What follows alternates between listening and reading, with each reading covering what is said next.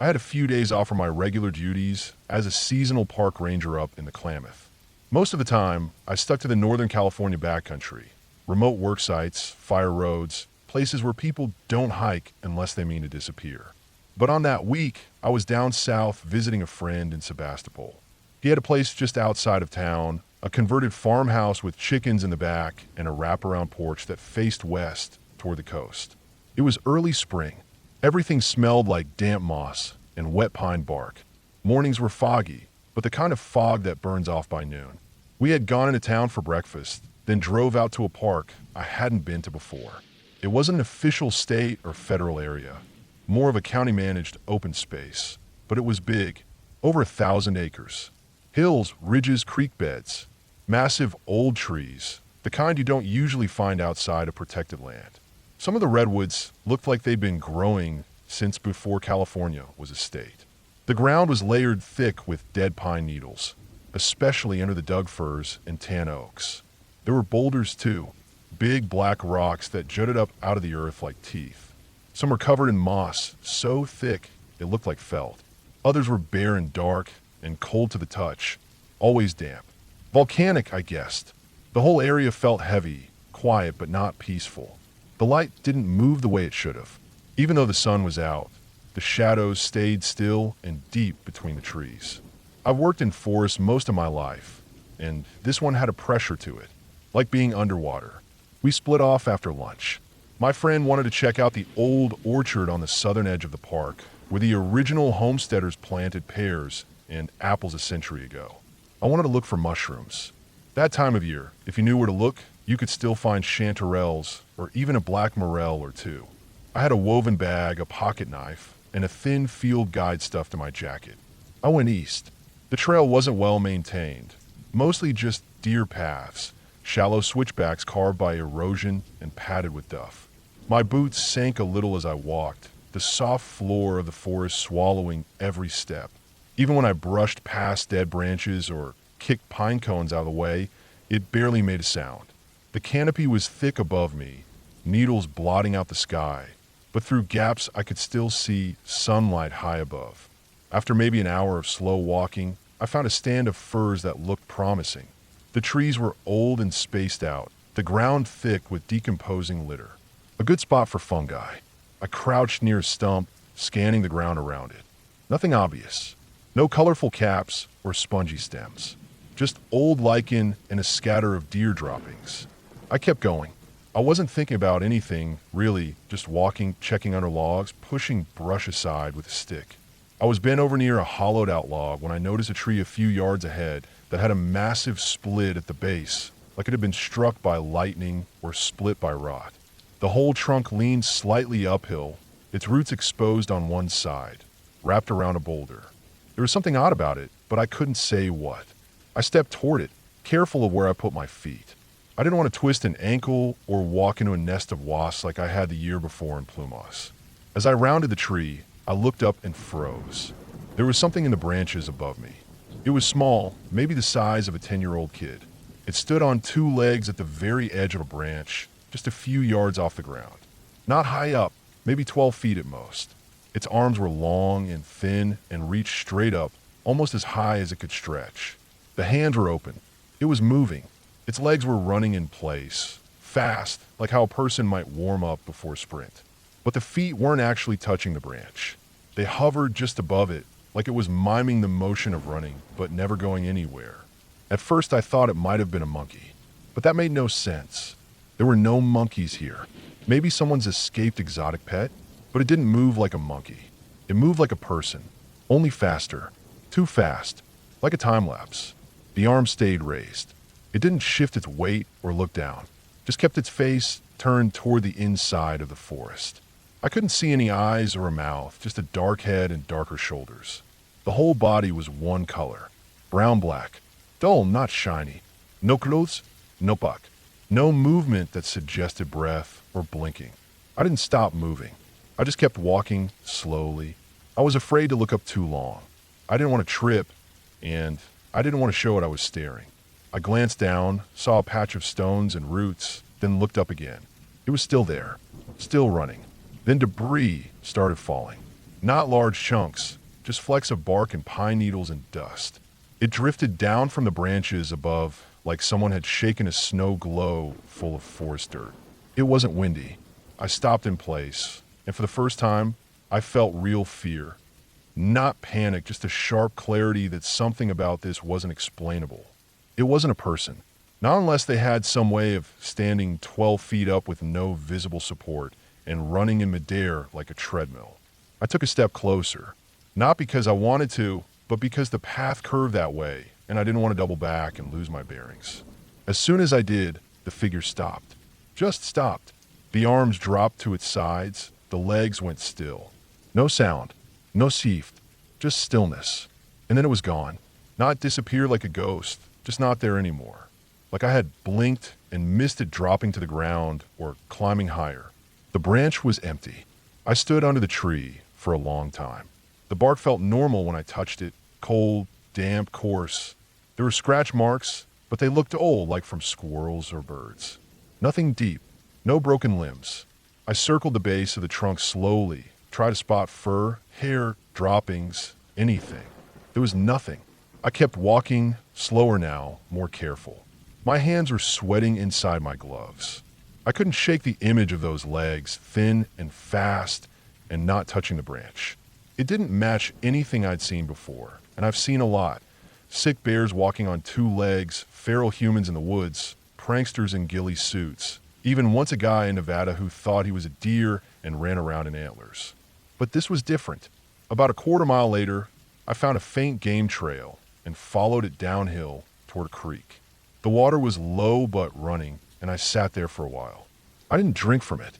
I just listened to the sound. Everything else was quiet. Too quiet. Not even birds. No crows, no auks. Just wind in the treetops and the trickle of that creek. When I finally got back to the trailhead 2 hours later, my friend was already waiting in the car, reading a paperback with the windows down. I didn't mention anything. I couldn't. Not because I was afraid of sounding crazy, because I didn't even know what I'd seen. Not yet. I needed time. That night, I lay awake in the guest room with the window cracked open. The forest behind the house was dark and alive. Branches creaking, leaves rustling, the occasional pop of bark splitting from the evening chill. And I kept going back over the same details in my mind. The arms up in the air, the rapid running in place, the feet not touching the branch. The fact that it stopped moving as I got close. That it didn't make a sound. I started looking into primate escape reports when I got back north. Nothing.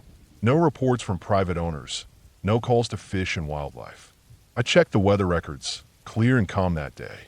I even called a friend of mine who does wildlife rehab down in Marin and asked offhand if he'd ever seen a bear cub run upright on a branch. He said no, not like that. Weeks passed. I told myself it was some kind of illusion.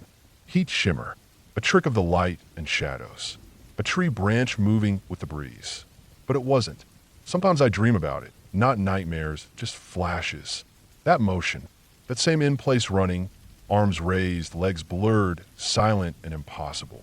And sometimes when I'm walking a trail alone, I catch myself glancing up into the trees more than I should. Just in case. Because no matter how many forests I've been in, no matter how much time I've spent learning the shapes and sounds of the wild, I've never seen anything like that again. But I still believe it was real. Because I was there. And I remember.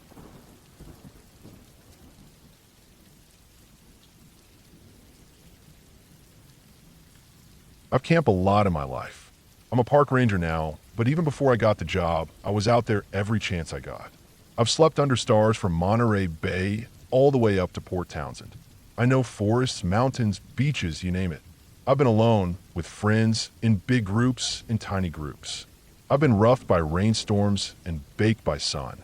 I've had close calls with wildlife, but never anything that shook me like that one night on the Olympic coast. It's my favorite place in the world to camp, hands down. The Pacific Northwest coast has this raw, wild beauty that's unlike anywhere else I've been.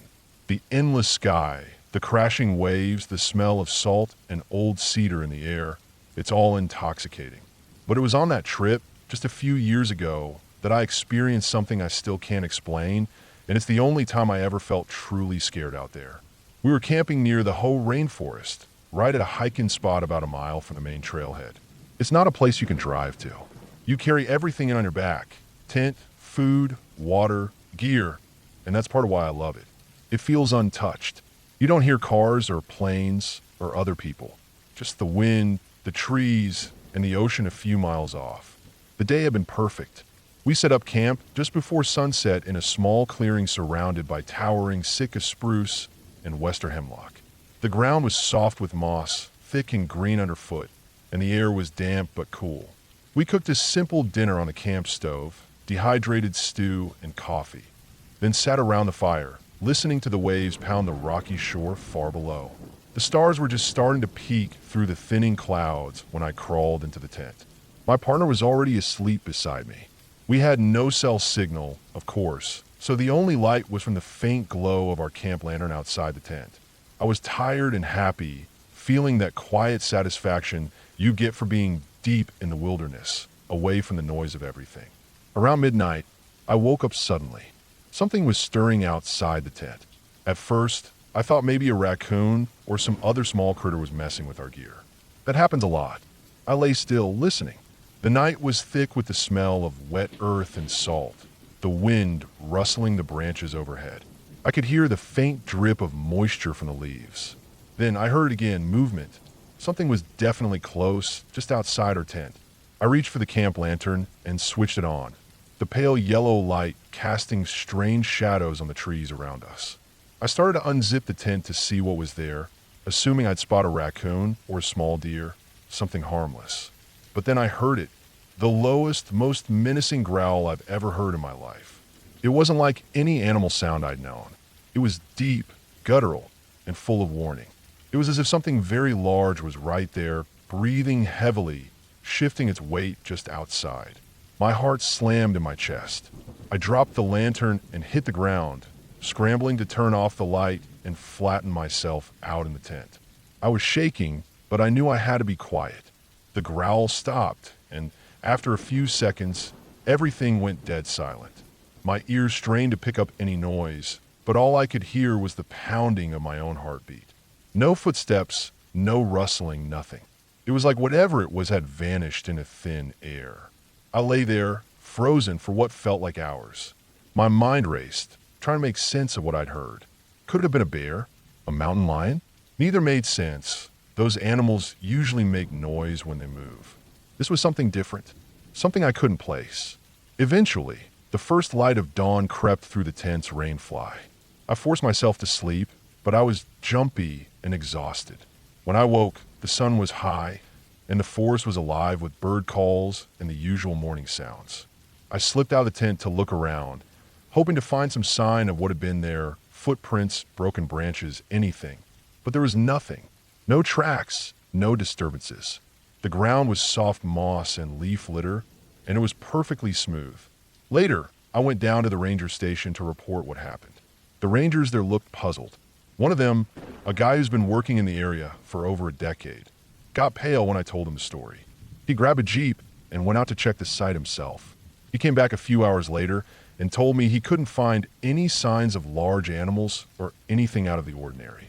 He said it was odd, and that they'd keep an eye on the area, but no one had reported anything similar before. That night, I thought about the sound over and over. It wasn't an animal I recognized. It wasn't a human. It was something else. Something that knew I was there, watching, and didn't want to be seen. Since then, I've never camped anywhere on the Olympic coast without that moment in the back of my mind. And I still don't have an explanation.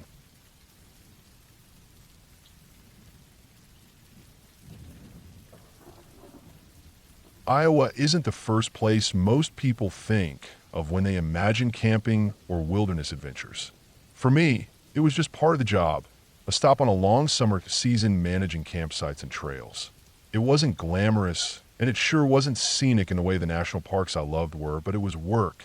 And sometimes, that's what you get. I had heard some horror stories about camping in Iowa before, but I never expected to experience anything close to them firsthand. That night is burned into my memory. Every detail as clear as if it happened yesterday, even though it was over 7 years ago now. My crew and I had set up a small base camp near a state park outside Des Moines. The area was mostly flat, grassy fields with some patches of thin woods scattered around, not the deep, thick forest I was used to. The sky that night was clear, the stars sharp and cold. The air was heavy with the smell of damp earth and wild grasses. It should have been quiet, peaceful. Instead, we got chaos. I was up late, sitting by the fire with a couple of other rangers, doing the usual, checking logs, making notes, keeping an ear out for anything unusual. Campsites like this often attracted all sorts of folks, and sometimes those folks brought trouble. I wasn't surprised when I heard it. Screams, blood-curdling, piercing screams that shredded the night like a chainsaw tearing through silence. The noise came from the campsite just a few hundred yards away. I dropped everything and ran toward it, my boots thudding against the soft dirt path. The screaming was frantic, wild, somewhere between fear and pain, raw and desperate. I wasn't even sure if it was a man or a woman at first. The sound was that frantic and broken. When I got close, I could see the glow of several campfires clustered around the clearing. More than a dozen people were milling about, but the group was chaotic and noisy in the worst way. It looked more like a party than a campsite. I knew right away it was way over the legal limit for people allowed to camp there. Maybe 30 or more packed into a small area designed for 6 or 8. In the middle of the circle was a young woman, maybe early 20s, hunched over the ground. Her face was pale, slick with sweat and tears, and she was retching violently, but nothing was coming up anymore. Her body shook in violent waves as she struggled for breath. Her eyes were wild, glazed over in that sick, lost way that told me she was having a really bad reaction to something. I called out, asking if anyone needed help, but the people around her barely glanced my way. Instead, I got harsh looks and sneers. One guy smirked and told me they were fine, that she was just having a trip and needed to ride it out. I looked closer and smelled the thick stench of chemicals mixed with burnt substances. It was clear they were doing opiates or some other heavy stuff. I knelt beside the girl, trying to assess her. Her pulse was faint but fast. She was barely responsive. I didn't see any signs of trauma or injury, but I knew from training that what I was looking at was serious. Overdose or bad reaction. Either way, this girl needed immediate medical attention. I asked again if they wanted help. One guy snapped back, his voice cold, saying they didn't care about her, that she was a nuisance because she was freaking out and making noise. They sounded like a pack of animals, scared and selfish. I could see some of them talking quietly among themselves, planning to scatter into the woods if the cops came. No one seemed concerned about the girl's life. The feeling in my gut twisted into anger. I told them to stop being assholes, that if they didn't call an ambulance, I would. They didn't take me seriously at first, but I was already reaching for my radio. I called dispatch and told them I needed EMTs to the site immediately. My voice was steady, but inside I was shaking. This wasn't some accident in the woods. This was a human-made disaster, and it was happening right under my nose. While waiting for help, I stayed with the girl. I kept talking to her, trying to keep her conscious, even though she barely responded.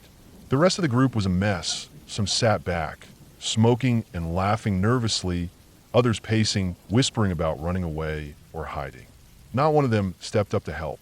When the sirens finally cut through the night, the group's mood shifted. Panic flickered in their eyes. They scattered, some ducking into the woods like frightened kids. The EMTs pushed through the crowd and took over quickly, checking the girl's vitals and stabilizing her. She was loaded into the ambulance and rushed to the hospital. The cops stayed behind, rounding up the group. I helped give statements, describing what I saw and heard. The whole time, I kept thinking about the girl, how close she came to dying alone in that muddy clearing, while people who should have cared just walked away. That moment stayed with me for a long time. In the days afterward, I went over the whole thing again and again. The frustration was overwhelming. I hated how helpless I felt. I hated that some people could be so callous and cruel, turning their backs on someone at her worst. But I also realized something important. This wasn't just a freak incident. It was a warning. Out there, beyond the trails and campsites, sometimes the real danger isn't wildlife or storms. It's the people, the ones who bring chaos, neglect, and destruction. The ones who don't care about life, not even the life right in front of them. Iowa might not have the towering trees or jagged peaks of other places, but it has its own kind of wilderness, rough, unpredictable, and sometimes downright scary. That night showed me exactly why I don't recommend camping there, and why a ranger's job is about more than just rules and patrols. It's about watching out for the people who can't watch out for themselves, even when those people don't want help. Years later, I still think about that girl. I hope she got the help she needed. I hope she survived. I learned from that night that some of the scariest things we face aren't monsters or ghosts. They're the real human failures, apathy, fear, and selfishness that leave people alone in the dark, screaming. And as long as I'm a ranger, I'll do everything I can to stop that from happening again.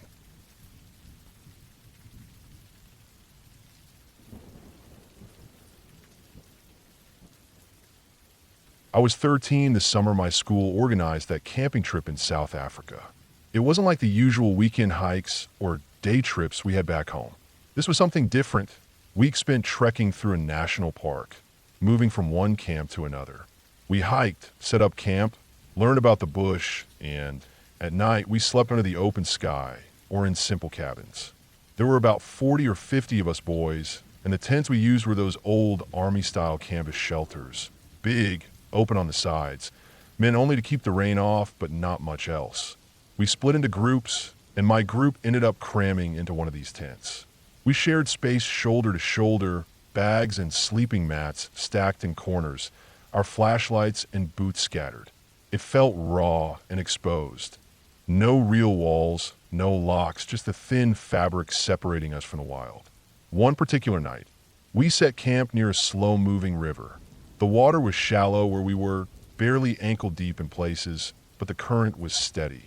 Around the camp, the grass was thick and tall, and the air was heavy with moisture and the scent of earth and leaves. It had rained earlier in the day, so the ground was soft and a cool breeze whispered through the trees. It was one of those African nights where everything feels alive but silent, as if the whole landscape is holding its breath. After the sun dipped behind the distant hills, the teachers gathered us around the fire. The flames crackled and threw flickering shadows on the canvas walls and the trees. We roasted some marshmallows and tried to keep our spirits up with stories and laughter. But as the night deepened, something changed. The bush around us grew darker, and the normal noises of insects and frogs faded away. Then from somewhere across the river, a sound started, faint at first, a laugh. Not a happy laugh, but the kind of eerie, chortling call that sent a chill right down your spine. The hyenas had begun their hunt. The sound bounced over the water, rising and falling like a twisted melody. It was unmistakable, that harsh, raspy, almost maniacal laugh. You could hear it echoing off the trees and rocks, sharp and clear in the still night. The pack was close, maybe not right at the edge of camp, but close enough to make every boy sit frozen with unease. The teachers tried to calm us, saying the park was fenced well, and the animals usually stayed far from human areas. They said the hyenas were probably miles away, even if it sounded close. Still, the fire was made bigger, fed with every dry twig and log they could find. The circle of orange light grew wider, the flames hotter and more insistent. It was their way of saying, "We're here, don't come closer." But the sounds didn't fade. They grew louder. The laughter seemed to circle the camp, shifting from one side to the other, coming closer, then retreating. Every now and then a low growl or a deep grunt mixed with the laughs. We huddled in our sleeping mats, the canvas walls of the tent seeming thinner than ever. I remember lying there wide-eyed, my heart pounding like a drum. The wild was no longer a distant idea. It was right there, surrounding us. I could feel the eyes of unseen creatures just beyond the firelight, watching and waiting. No one spoke. The only sounds were the crackling fire and the strange, haunting calls of the hyenas. Time dragged on. The laughter never stopped, just kept coming in waves. I tried to think of anything else, my family, my friends, the next day's hike, but the night swallowed all those thoughts. At some point, a few of the boys whispered that they could hear footsteps in the grass just outside the tent. I didn't want to believe it, but the fear was real. We were exposed, unarmed, and vulnerable. No one was going anywhere that night. Dawn finally arrived like a blessing. The sky turned from deep black to navy blue, then soft pink and orange. The fire had burned low, just glowing embers left. The hyenas had gone silent, leaving a heavy stillness in their place. We all stepped out, rubbing the sleep from our eyes. The teachers checked the camp and reassured us there was no sign the animals had crossed near us. We could feel it, though. That night had left its mark. The river was calm in the daylight, a ribbon of silver through the bush. A few of the kids, braver or maybe just desperate to shake off the fear, walked down the bank with the teacher. They went about 300 feet downstream. When they came back, the mood changed. They had found a carcass, fresh and torn apart. Maybe a young antelope or something smaller. The body was shredded, bones snapped, flesh ripped clean in places.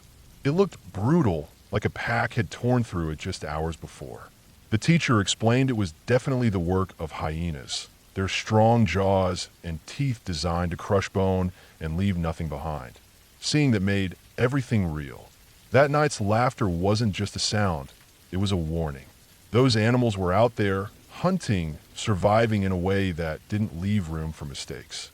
Back at camp, we took turns staring at the river, half expecting to see eyes glinting in the water or shadows moving between the trees. But nothing came. By the time we packed up and left that spot, the fear had faded a little. The day was bright, and the sun warmed our backs. But I never forgot that night. How close we were to the raw, brutal wild. That trip changed me. It wasn't just about nature or survival. It was about respect. The wild isn't friendly or scary for no reason. It's real. It lives and breathes, hunts and hides, and sometimes you're just a moment away from being part of its story. Looking back, I'm glad I was there, even if it was tough. It taught me how fragile our safety can be and how much the animals around us command the night. No ghosts, no legends, just the honest wild.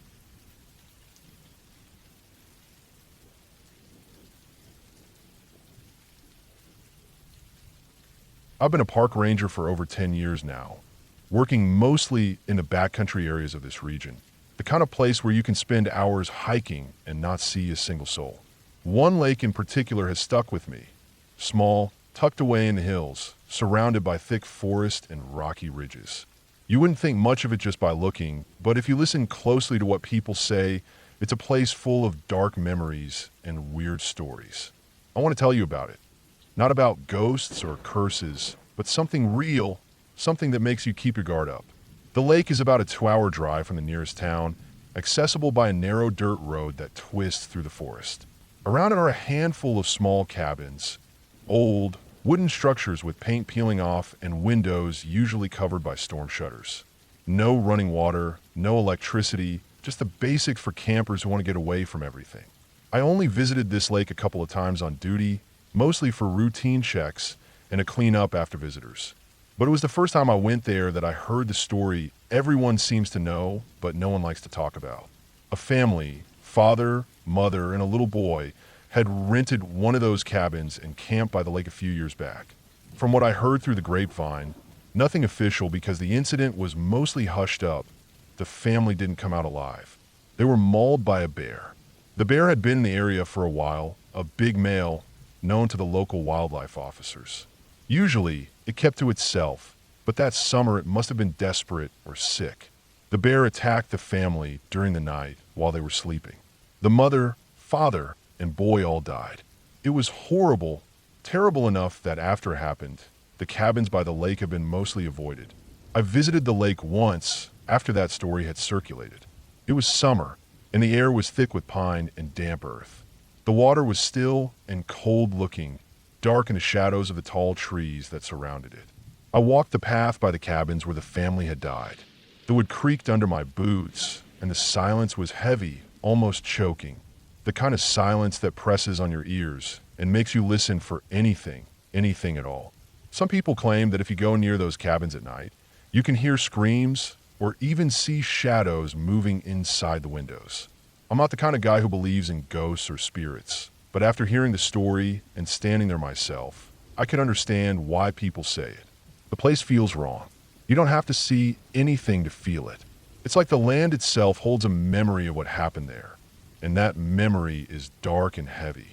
The same lake, though, has a second, even stranger reputation. Over the years, there have been reports from locals and campers about weird things happening after dark. People talk about strange chanting coming from deep in the woods around the lake, sometimes late at night. The voices aren't clear, but they sound like a group of people, low and rhythmic like some kind of ritual. Others have said they saw figures wearing robes or strange clothing moving through the trees or gathered near the old roads that wind through the forest. I never got close enough to see anything myself, but I heard enough stories that when I went there with my younger brother, he insisted we leave before dark. We had gone out for a simple hike and planned to camp near the lake, but as the sun started to dip behind the trees, he got uneasy. "Not tonight," he said. "They say things get weird here after dark." My other brother had gone there once with a group of classmates during a school trip. They were walking back from the lake along a road that cuts through the forest when they heard chanting nearby. They stopped, turned off their flashlights, and hid behind some bushes. Across the road, they saw a small group of people in dark robes, chanting and moving slowly in a circle. The kids stayed quiet and waited until the group disappeared before they kept walking. When they got home, my brother said they felt watched the whole way back, like those people might have spotted them and decided to let them go this time. It's the kind of story that sticks with you, especially if you work as a ranger and know the area well. The bear attack is real, documented, and tragic. The occult stories are mostly rumors, but enough people have said something that it's hard to ignore. One summer, a couple of years ago, I was assigned to patrol that lake for a week. It was the busy season with tourists coming in on weekends, but during the week, it was mostly quiet. I stayed in one of the ranger stations nearby, an old cabin that used to be a caretaker's house. It was basic but comfortable enough, with stove for heat, a small kitchen, a bed, and a desk pile with maps and logbooks. Each day, I checked the trails, the campsites, and the cabins, making sure everything was in order and safe. I talked to any campers I saw, remind them about bear safety, clean up any trash, and keep an eye out for anything unusual. That first evening, I did a full walk around the lake just before sunset. The air was warm, but the shade from the towering pines made the forest feel cool and damp. The water was calm, reflecting the fading light in silvery streaks. I stopped at the cabins where the family had died years ago. The doors were locked, windows boarded up, but the smell of old wood and damp earth hung heavy. I could see where the grass was worn down around the cabins, like people still came close despite the warnings. No screams, no shadows, just silence and the occasional call of a loon across the water. As the sun dipped below the ridges, the forest began to darken quickly. I turned back toward the ranger station, flashlight in hand. The first night passed quietly. The next few days were uneventful during daylight. I met a few campers, mostly families and couples, who stayed in the more distant campsites. None of them mentioned anything about chanting or strange noises, though I did warn them about the bear history and advised them not to leave food out or wander alone after dark. But the nights were different. On the third night, I was sitting outside the ranger station, eating a simple dinner of chili warmed on the stove. The forest was quiet except for the occasional rustle of leaves and distant calls of owls and night birds. Suddenly, from somewhere deep in the woods, I heard it. Low chanting. At first, I thought it was a trick of the wind or maybe an animal, but no animals sound like that. It was a group of voices speaking slowly, rhythmically, with an eerie calm. The sound floated through the trees, distant but clear. I froze, listening. The voices repeated words or phrases I couldn't understand, almost like a song or a ritual. My skin crawled. I grabbed my radio and tried to call the nearest ranger outpost, but the signal was weak. No response. The chanting went on for several minutes, then stopped suddenly, as if whoever was there had vanished. I stayed out for a while longer, flashlight sweeping the tree line, but I saw nothing. No figures, no firelight, no signs of people. The next day, I asked around the local store in the nearby town. The clerk, a grizzled old man who'd lived in the area for decades, nodded knowingly. "Those woods get strange after dark," he said. "Been talk for years about cults and weird rituals. Folks stay clear of the area once the sun goes down." That night, I kept a closer watch. I didn't hear chanting again, but the forest felt different, tenser, like it was holding its breath. On the fifth night, things got worse. I was driving the patrol truck along the dirt road, leading back to the ranger station after a late check of the far campsites. The headlights barely cut through the thick trees, and the night air was cold and still. About halfway down the road, I saw a group of people standing near the edge of the forest, off the road but visible in the dim light. They were wearing dark robes, standing close together, faces hidden in hoods. I slowed the truck and watched. The group was silent now. No chanting, just standing in a loose circle. They didn't seem to notice me. For a moment, I thought about stopping and confronting them, but something told me not to. I rolled up the windows, locked the doors, and drove past slowly. After that night, I stayed mostly in the ranger station. I kept the doors locked, the lights on, and the radio close. I didn't want to meet those people again. The final night of my shift, I went down to the cabins by the lake one last time. I wanted to see the place in the daylight, to try and push the stories out of my head. The sun was just rising, casting pale light over the water. The forest was quiet, peaceful. No screams, no chanting, no robed figures. Just the cold, empty cabins and the still lake. I've never gone back after that. The bear incident and the chanting stories aren't something you forget. They remind you that some places carry scars, some real, some from what people imagine. But whatever is out there at that lake, it's not a ghost or a monster. It's something human, something dangerous, something that makes you keep your distance when the sun goes down. That lake taught me that the wild isn't just about nature. It's about the stories people carry and the darkness that sometimes hides just beneath the surface.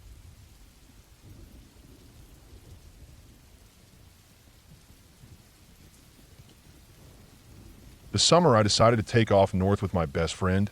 I wasn't expecting much besides some good dirt roads, fresh air, and a few nights under the stars. We were both burnt out from work in Central California, tired of the noise and concrete, and just craving space. The kind of space where your lungs feel like they can finally stretch, where the only interruptions are birds calling or the rustle of wind in the trees. Our plan was simple. Head north to Canada, camp along the way wherever we could find a spot, keep it low-key and wild. The kind of trip where you don't book campsites months ahead, but find places as you go. Easy, right? Not so much. The road started out decent enough. 2 lanes winding through the hills with those big, old pine forest California's known for. But after a while, the pavement turned to patchwork, and then full-on pothole hell. It was like the road itself had been hammered flat and left to rot. I was driving most of the time, the truck bouncing over the broken asphalt. The steering wheel rattled in my hands. The suspension groaned like it was about to give up, and every bump sent clouds of dust swirling. The dust didn't rise high, though. It stayed low to the ground like a thin fog, just thick enough to blur the edges of the road. It was weird. Almost felt like the dust was alive, or maybe that's just the mind playing tricks when you're tired and staring down a broken highway. The trees along the roadside changed too. Instead of the lush green pines, we started seeing tall, skinny, naked trees, bare, grayish trunks stretching upward with no branches, like skeletons stripped of life. They stood close to the edge of the road on both sides, spaced unevenly, and every so often the way the light hit them made the shadows look like figures. It was that odd shape, tall and thin, that caught your eye. Every time I glanced out the window, I thought I saw someone standing there, just out of the corner of my eye, like a person with no face, staring silently as we passed. It was unsettling. We kept joking about it to break the tension. Bigfoot's got a look these days, my friend said, laughing nervously. But deep down, my skin crawled every time I saw those figures. The whole scene was monochromatic, like someone had turned the saturation way down. The dust, the naked trees, the dry, cracked earth.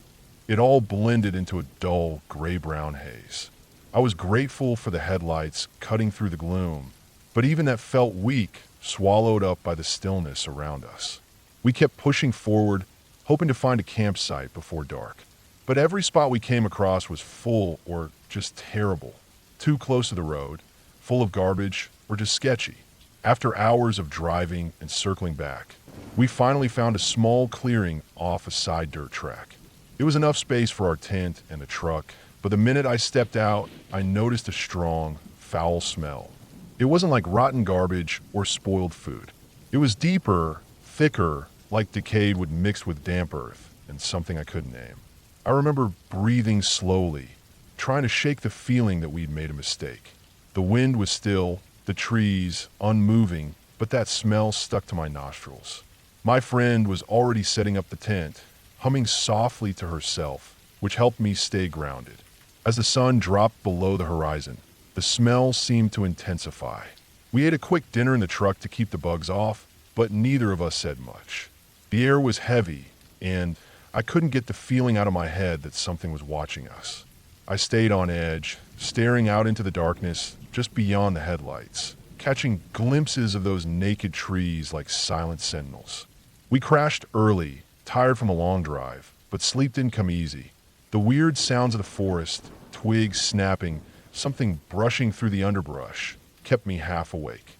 I told myself it was probably just deer or a raccoon, but the way it sounded so close made me nervous. I didn't want to admit it, but I was scared. Later, we learned we had camped right in the middle of what locals call prime Bigfoot country. Stories about sightings, strange howls, and unexplainable footprints have been whispered for years that explain the trees, the silence, the smell, the whole creepy vibe. One night was the funniest and weirdest moment of the trip. We'd crawled into the tent after a long day of hiking, both exhausted and ready to pass out. I was lying in my sleeping bag next to my friend, drifting off when suddenly I heard noises right outside the tent.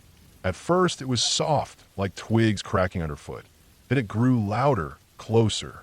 A low rustling, a sniffing sound, something moving just outside the fabric. My heart slammed in my chest. I thought, please let it be a bear. A bear would be scary, sure, but at least it's an animal.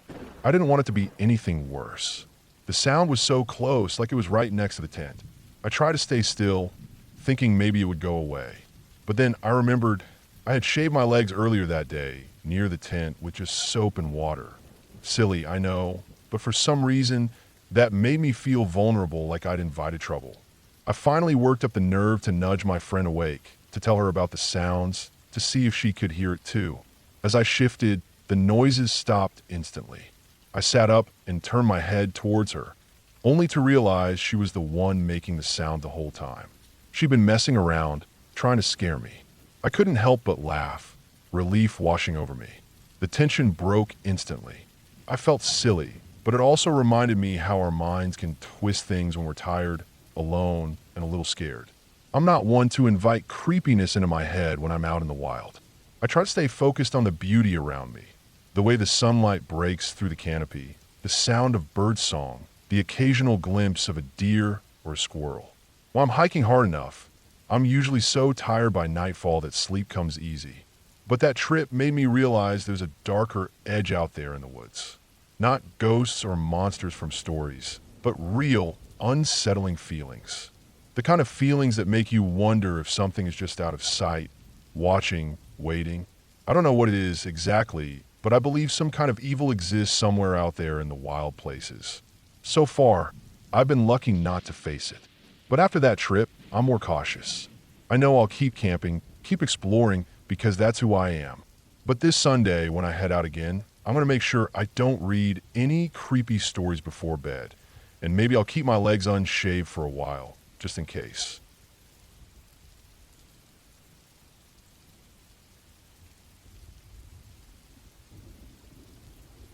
I've camped a lot in my life. I'm a park ranger now, but even before I got the job, I was out there every chance I got. I've slept under stars from Monterey Bay all the way up to Port Townsend. I know forests, mountains, beaches, you name it. I've been alone, with friends, in big groups, in tiny groups. I've been roughed by rainstorms and baked by sun. I've had close calls with wildlife, but never anything that shook me like that one night on the Olympic coast. It's my favorite place in the world to camp, hands down. The Pacific Northwest coast has this raw, wild beauty that's unlike anywhere else I've been. The endless sky, the crashing waves, the smell of salt and old cedar in the air, it's all intoxicating. But it was on that trip just a few years ago that I experienced something I still can't explain, and it's the only time I ever felt truly scared out there. We were camping near the Hoh Rainforest, right at a hiking spot about a mile from the main trailhead. It's not a place you can drive to. You carry everything in on your back: tent, food, water, gear, and that's part of why I love it. It feels untouched. You don't hear cars or planes or other people, just the wind, the trees, and the ocean a few miles off. The day had been perfect. We set up camp just before sunset in a small clearing surrounded by towering Sitka spruce and western hemlock. The ground was soft with moss, thick and green underfoot, and the air was damp but cool. We cooked a simple dinner on the camp stove, dehydrated stew and coffee, then sat around the fire, listening to the waves pound the rocky shore far below. The stars were just starting to peek through the thinning clouds when I crawled into the tent. My partner was already asleep beside me. We had no cell signal, of course, so the only light was from the faint glow of our camp lantern outside the tent. I was tired and happy, feeling that quiet satisfaction you get for being deep in the wilderness, away from the noise of everything. Around midnight, I woke up suddenly. Something was stirring outside the tent. At first, I thought maybe a raccoon or some other small critter was messing with our gear. That happens a lot. I lay still, listening. The night was thick with the smell of wet earth and salt, the wind rustling the branches overhead. I could hear the faint drip of moisture from the leaves. Then I heard again movement. Something was definitely close, just outside our tent. I reached for the camp lantern and switched it on, the pale yellow light casting strange shadows on the trees around us. I started to unzip the tent to see what was there, assuming I'd spot a raccoon or a small deer, something harmless. But then I heard it, the lowest, most menacing growl I've ever heard in my life. It wasn't like any animal sound I'd known. It was deep, guttural, and full of warning. It was as if something very large was right there, breathing heavily, shifting its weight just outside. My heart slammed in my chest. I dropped the lantern and hit the ground, scrambling to turn off the light and flatten myself out in the tent. I was shaking, but I knew I had to be quiet. The growl stopped, and after a few seconds, everything went dead silent. My ears strained to pick up any noise, but all I could hear was the pounding of my own heartbeat. No footsteps, no rustling, nothing. It was like whatever it was had vanished in a thin air. I lay there, frozen for what felt like hours. My mind raced, trying to make sense of what I'd heard.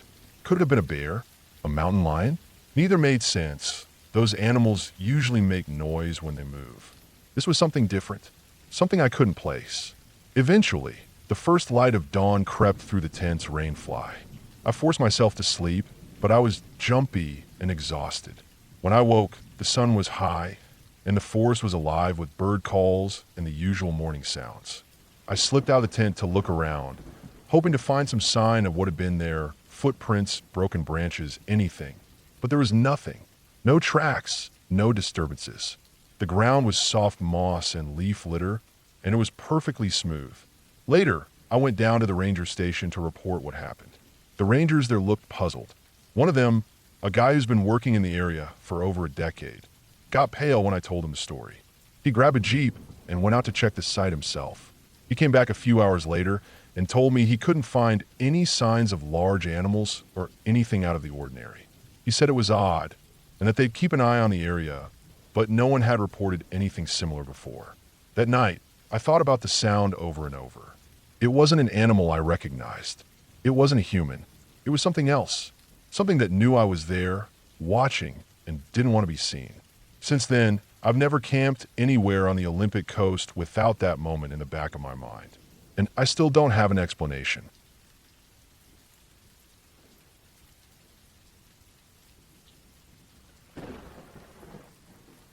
I live about a mile from Manassas National Battlefield Park. It's an open kind of place, not heavily trafficked, especially on weekdays. Just a patchwork of woods and meadows, broken up with old trails, markers, and the occasional reconstructed building or cannon. It stretches for miles in every direction, and depending on where you are, you can walk for an hour or more without seeing another person. The history hangs in the air out there. If you've ever been in a place where something big happened, you know what I mean. It doesn't even have to be something bad. It's more about the pressure, like a low hum you can't hear with your ears. You just feel it in your chest, like the air is heavier. But Manassas carries that old war weight, like the land remembers. It's not something you can point to. It's just there, if you're paying attention. I've got a cat named Micah. Short-haired, gray tabby, lean and quiet. He's not like other cats. I got him from shelter in Richmond. From the second day I had him, he walked on a leash without a problem. In fact, he's better outside than in. Loves the woods, the deeper the better. Doesn't care about deer, raccoons, squirrels. Just moves around them like he's part of the land. I've taken him into Shenandoah, into the Blue Ridge, even out west to Colorado on a road trip last year. No fear. No hesitation. He's never been scared of people either. Wary, yes, but not scared.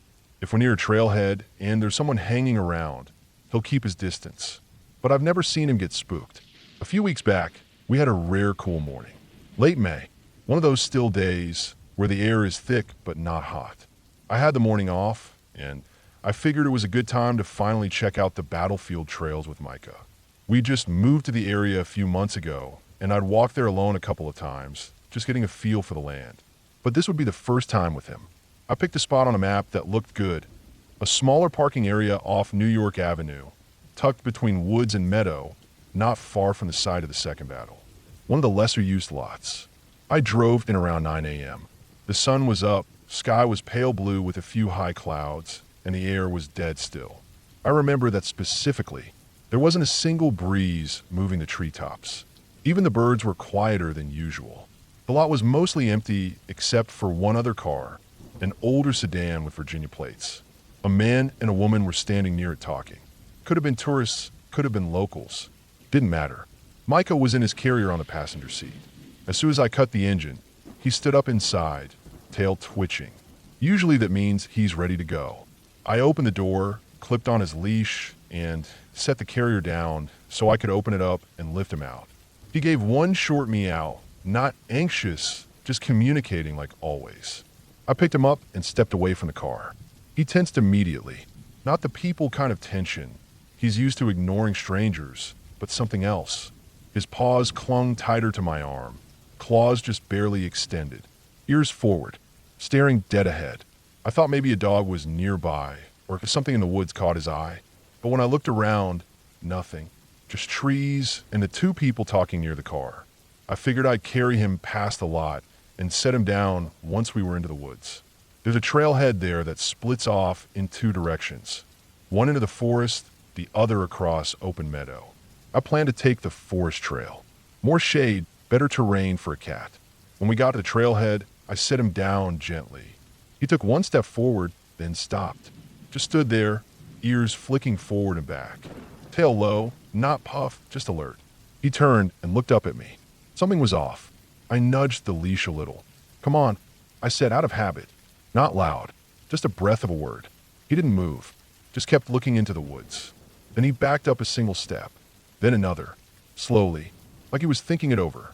Then he crouched low and twisted his shoulders, trying to slip the harness. That's when I knew it was serious. Micah never does that unless he's panicked. I reached down and scooped him up before he could wriggle free. I stood there for a second, holding him, looking into the forest. It didn't look strange. Just a dirt path, pine needles scattered over the ground, oaks and poplars rising up on either side.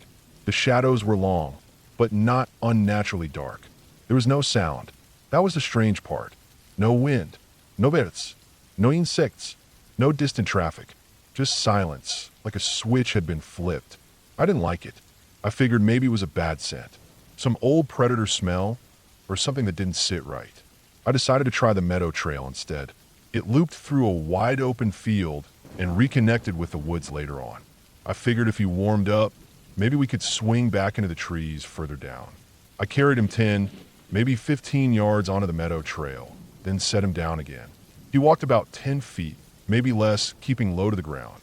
He was quiet, but every few steps he glanced back at me. His tail was twitching, and his head kept jerking toward the tree line. I crouched beside him and tried to read his body. He wasn't afraid of something nearby. He was afraid of being in the area at all. He stopped again, then turned, and this time he didn't wait. He bolted. The leash went tight, and and I had to jog to keep up. He ran back toward the trailhead with the kind of desperate speed I'd only seen once before, when a thunderstorm had hit us by surprise in Shenandoah and a bolt of lightning had struck less than 100 yards from us. This was that kind of run. When we got back to the car, I popped the door, and he jumped inside the second I opened the carrier. Turned around, curled up in the back of it. Didn't even look out. I got behind the wheel, closed the door, and just sat for a moment, listening. Still no sound outside. Just the hum of the air vents in my car. The other two people were gone. Their car was gone too. I hadn't heard them leave. I pulled out of the lot and drove home slowly. Didn't turn the radio on. Just kept checking my mirrors. There was no reason for it. I just felt better seeing what was behind me. That night, Micah didn't eat. He stayed inside his carrier, even though the door was open. Didn't come out until the next morning. No injuries, no visible problems. But his behavior stayed off for days. Wouldn't go near the door. Wouldn't even look out the window when I opened it. I didn't go back to the park for 2 weeks. When I finally did, I went alone. Midday. Clear sky. I walked the same trail. First the forest side. 50 yards in, I felt it too. The air changed. Pressure. Like standing in the middle of an empty house where something just happened, but no one will say what. I kept going anyway. About 100 yards in, there's an old marker. Just a small sign noting true positions from the second battle. It's nothing special. Half covered in pollen when I found it. But past that, the trail narrows. You feel closed in. Trees arch overhead. The light gets strange. I didn't see anything. I didn't hear anything. But I didn't feel alone. After another 30 yards, I turned around. There's no good way to describe what I felt out there. It wasn't fear. Not exactly. More like every part of me was telling me this place didn't want me there. Not out of anger. Not malice. Just fact. Like the land had made its decision a long time ago, and I was not part of it. Back at the car, I sat again just like before. Watched the trees for a while. Nothing moved. I haven't taken Micah back there since. There are places in this country where history doesn't just linger, it stains. Places where the trees grew from ground soaked in blood. Where the silence says more than sound ever could. Manassas is one of those places. People walk through it every day, and most never feel a thing. But sometimes something watches. Not a ghost, not a spirit, just a presence, a knowing. Animals feel it more than we do. They don't ask questions. They just know when to leave. And I've learned to trust that.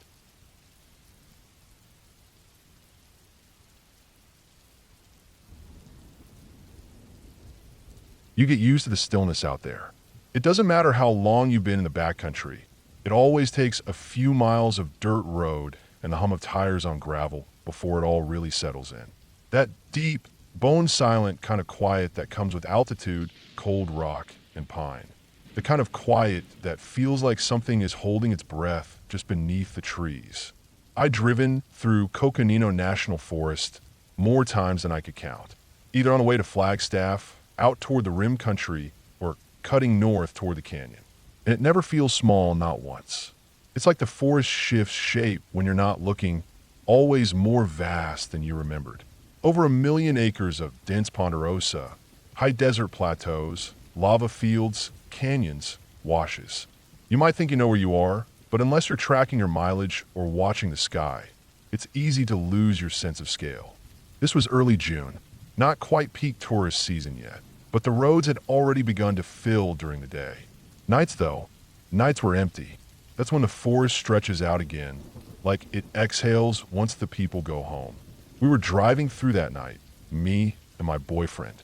He was at the wheel, I was half curled up in the passenger seat, switching my hands, earbuds out, so I could listen to the road hum and the engine knock a little over hills. It was around midnight, maybe closer to 1. One of those long hauls where you're just pushing through to get closer to camp the next morning. The sky was cloudy, not pitch black, but close. The forest on either side of the road was thick. No lights, no buildings, no campsites anywhere nearby. If someone had broken down out there, you wouldn't know it unless you stopped to check every turnout, and there weren't many. No cell service either. Not for another 30 miles, at least. I remember the temperature had dropped more than I expected for early summer. It was maybe mid-40s, and we had the heat low just to keep the windshield from fogging up. The air smelled clean, like cold dirt and dry pine. Every so often, I'd look up from the screen and glance around, mostly out of habit. You do that when you spend time in the backcountry. Keep your head on a swivel, even when it's calm, especially when it's calm. It happened quick. He didn't say anything at first, just made this quick intake of breath like he was bracing for something. Then he said, "What the fuck?" And his whole body jerked slightly, hands tightening on the wheel. Not a scream or anything, just sharp and real. I pulled out my earbuds without even thinking and looked at him. He was looking out the driver's side window, back behind us, over his shoulder. "What?" I said, more confused than anything. He didn't take his eyes off whatever he thought he saw. "There was a woman on the side of the road," he said. "Right there." His voice wasn't scared exactly, just unsettled, confused, like his brain hadn't finished processing what he'd seen, like it didn't make sense, and saying it out loud was part of trying to make it fit. He said she was standing just off the shoulder, maybe 3 feet back, pointing, just pointing across the road, not waving, not moving, just an arm out, long sleeve, finger extended toward the trees on the right side of the road. I turned to look where he said she was pointing. It was just darkness, dense pines, the faint outline of rocks and underbrush. But something about it didn't make me look a second longer than I needed to. And then, out of that brush, something moved. First, it was just a shift of shape. Then the dark mass stepped fully out of the tree line. A bulelk, a massive one, easily over 700 pounds. I didn't even have time to finish the thought before he had to yank the wheel hard left.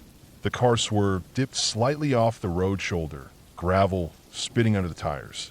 Then came the females behind him, 3 of them, stepping almost daintily into the road, like the bull had waited to clear the space for them. Had we not seen them, had I not looked where he said the woman was pointing, we would have slammed into the bull at full speed. Probably would have killed it. Might have flipped the car. We were moving at 60 or more. A collision like that in the middle of nowhere, no cell reception, no one else for miles. Best case, we'd be stranded. Worst case, I looked out the back window as we passed the elk. They didn't run, just kept moving across the road, slow and deliberate. Then it started to settle in. There wasn't supposed to be anyone out here. There was no trailhead, no turnout, no campsite within 10 miles in any direction. No Forest Service station. Nothing. And even if someone had pulled off somewhere to camp illegally, what were the odds they'd be walking around alone at 1 a.m., dressed in long clothes, standing just off the road, pointing into the woods with no flashlight, no backpack, no dog, no car?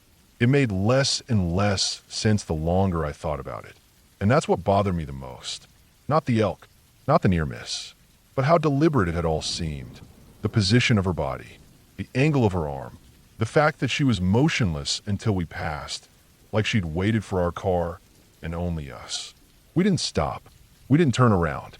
I don't think either of us even said anything for 10 minutes after that. Just silence, the kind where you feel it pressing in against the windows. We passed mile marker 329 about 20 minutes later. Then the road opened a little and the trees thinned, and eventually we saw headlights coming from the other direction. First car we'd seen in at least an hour. After that, I started watching the woods. I turned off the switch, sat up straighter, kept my eyes on the trees. Not because I thought I'd see her again, but because I wanted *needed asterisk to be alert. Because here's the part that keeps digging at me. Even now, there are moments in the backcountry where you feel something is watching. It's not fear exactly. It's not paranoia. It's something deeper than that. A kind of awareness. A shift in the air. Sometimes it's a predator nearby. Sometimes it's just the way the wind moves through the canyons and trees. But when you feel it, you listen. You slow down. You pay attention. People who don't, well, they usually don't come out and brag about it later. That night, after we passed the elk, that feeling didn't leave me. Not for the rest of the drive. Not when we pulled off at a roadside pullout to pee. Not even when we got to the lodge and checked in. I kept waiting for something else to happen. For something to make the pieces fit. But nothing did. In the days after, I kept trying to rationalize it. Maybe she was a camper who got turned around. Maybe she was trying to flag us down, but didn't know how. Maybe it was a trick of the headlights, a shadow, a bent tree limb. But it doesn't sit right. Not the timing. Not the posture. not the fact that her pointing was the only reason I looked away from the game long enough to spot the elk. I've been in the field long enough to know that sometimes people wander off into the forest and don't come back. Sometimes they leave traces, campfire rings, boot tracks disturb moss. Sometimes they don't. And every once in a while, you find something odd. Something like boots 15 feet up in a pine tree. Or a camp with coffee still warm, but no one in sight. Or names carved into a canyon wall that don't show up in any report. But this wasn't one of those cases where something had happened. Nothing had happened, not to us. But it could have. The near miss wasn't the story. It was what prevented the collision that still keeps me up some nights. She didn't yell. She didn't wave. She didn't look panicked. Just pointed. And somehow, that single gesture saved us. But I never saw her. Only he did. And he still swears she was there. Wearing something long, maybe a jacket. Couldn't see her face. Just the shape. Pale hand. Arm out. I've checked the incident logs since then. No missing persons in that section of the forest. No recent sightings or reports of illegal camping in the area. Nothing about a woman walking the road in the early morning hours. I even asked a couple other rangers if they'd heard anything strange along that stretch. Most just shrugged. People see weird stuff in the woods sometimes, one said. Doesn't mean there's a story to it. Maybe there isn't. Maybe it was just a coincidence. A strange, lucky coincidence. But out there in Coconino, where the pines stretch farther than you can drive in a day, where the elk move silent and the stars disappear behind heavy clouds, sometimes luck takes a shape you don't expect. Sometimes it looks like a woman pointing into the dark, and sometimes it's the only warning you get.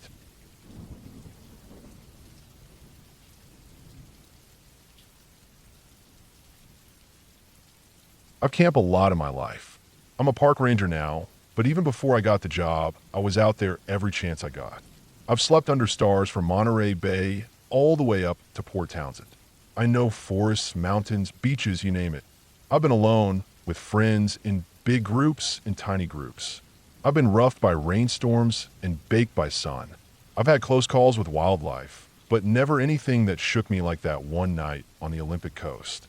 It's my favorite place in the world to camp, hands down. The Pacific Northwest coast has this raw, wild beauty that's unlike anywhere else I've been. The endless sky, the crashing waves, the smell of salt and old cedar in the air. It's all intoxicating. But it was on that trip, just a few years ago, that I experienced something I still can't explain, and it's the only time I ever felt truly scared out there. We were camping near the Hoh Rainforest, right at a hiking spot about a mile from the main trailhead. It's not a place you can drive to. You carry everything in on your back. Tent, food, water, gear, and that's part of why I love it. It feels untouched. You don't hear cars or planes or other people. Just the wind, the trees, and the ocean a few miles off. The day had been perfect. We set up camp just before sunset in a small clearing surrounded by towering Sitka spruce and western hemlock. The ground was soft with moss, thick and green underfoot, and the air was damp but cool. We cooked a simple dinner on the camp stove, dehydrated stew and coffee, then sat around the fire, listening to the waves pound the rocky shore far below. The stars were just starting to peek through the thinning clouds when I crawled into the tent. My partner was already asleep beside me. We had no cell signal, of course, so the only light was from the faint glow of our camp lantern outside the tent. I was tired and happy, feeling that quiet satisfaction you get from being deep in the wilderness, away from the noise of everything. Around midnight, I woke up suddenly. Something was stirring outside the tent. At first, I thought maybe a raccoon or some other small critter was messing with our gear. That happens a lot. I lay still listening. The night was thick with the smell of wet earth and salt, the wind rustling the branches overhead. I could hear the faint drip of moisture from the leaves. Then, I heard again movement. Something was definitely close, just outside our tent. I reached for the camp lantern and switched it on, the pale yellow light casting strange shadows on the trees around us. I started to unzip the tent to see what was there, assuming I'd spot a raccoon or a small deer, something harmless. But then I heard it, the lowest, most menacing growl I've ever heard in my life. It wasn't like any animal sound I'd known. It was deep, guttural, and full of warning. It was as if something very large was right there, breathing heavily, shifting its weight just outside. My heart slammed in my chest. I dropped the lantern and hit the ground, scrambling to turn off the light and flatten myself out in the tent. I was shaking, but I knew I had to be quiet. The growl stopped, and after a few seconds, everything went dead silent. My ears strained to pick up any noise, but all I could hear was the pounding of my own heartbeat. No footsteps, no rustling, nothing. It was like whatever it was had vanished in a thin air. I lay there, frozen for what felt like hours. My mind raced, trying to make sense of what I'd heard. Could have been a bear? A mountain lion? Neither made sense. Those animals usually make noise when they move. This was something different, something I couldn't place. Eventually, the first light of dawn crept through the tent's rainfly. I forced myself to sleep, but I was jumpy and exhausted. When I woke, the sun was high, and the forest was alive with bird calls and the usual morning sounds. I slipped out of the tent to look around, hoping to find some sign of what had been there. Footprints, broken branches, anything. But there was nothing. No tracks, no disturbances. The ground was soft moss and leaf litter, and it was perfectly smooth. Later, I went down to the ranger station to report what happened. The rangers there looked puzzled. One of them, a guy who's been working in the area for over a decade, got pale when I told him the story. He grabbed a Jeep and went out to check the site himself. He came back a few hours later and told me he couldn't find any signs of large animals or anything out of the ordinary. He said it was odd and that they'd keep an eye on the area, but no one had reported anything similar before. That night, I thought about the sound over and over. It wasn't an animal I recognized.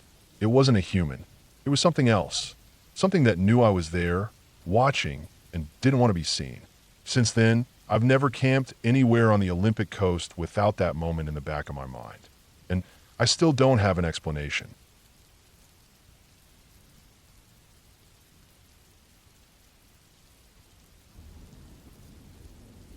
I've worn the green and gray for most of my adult life.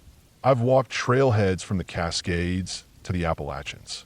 I've dealt with drunks, poachers, paranoid tweakers, and just about every kind of broken person who seeks the woods for one reason or another. But the scariest thing that's ever happened to me wasn't when I was a ranger.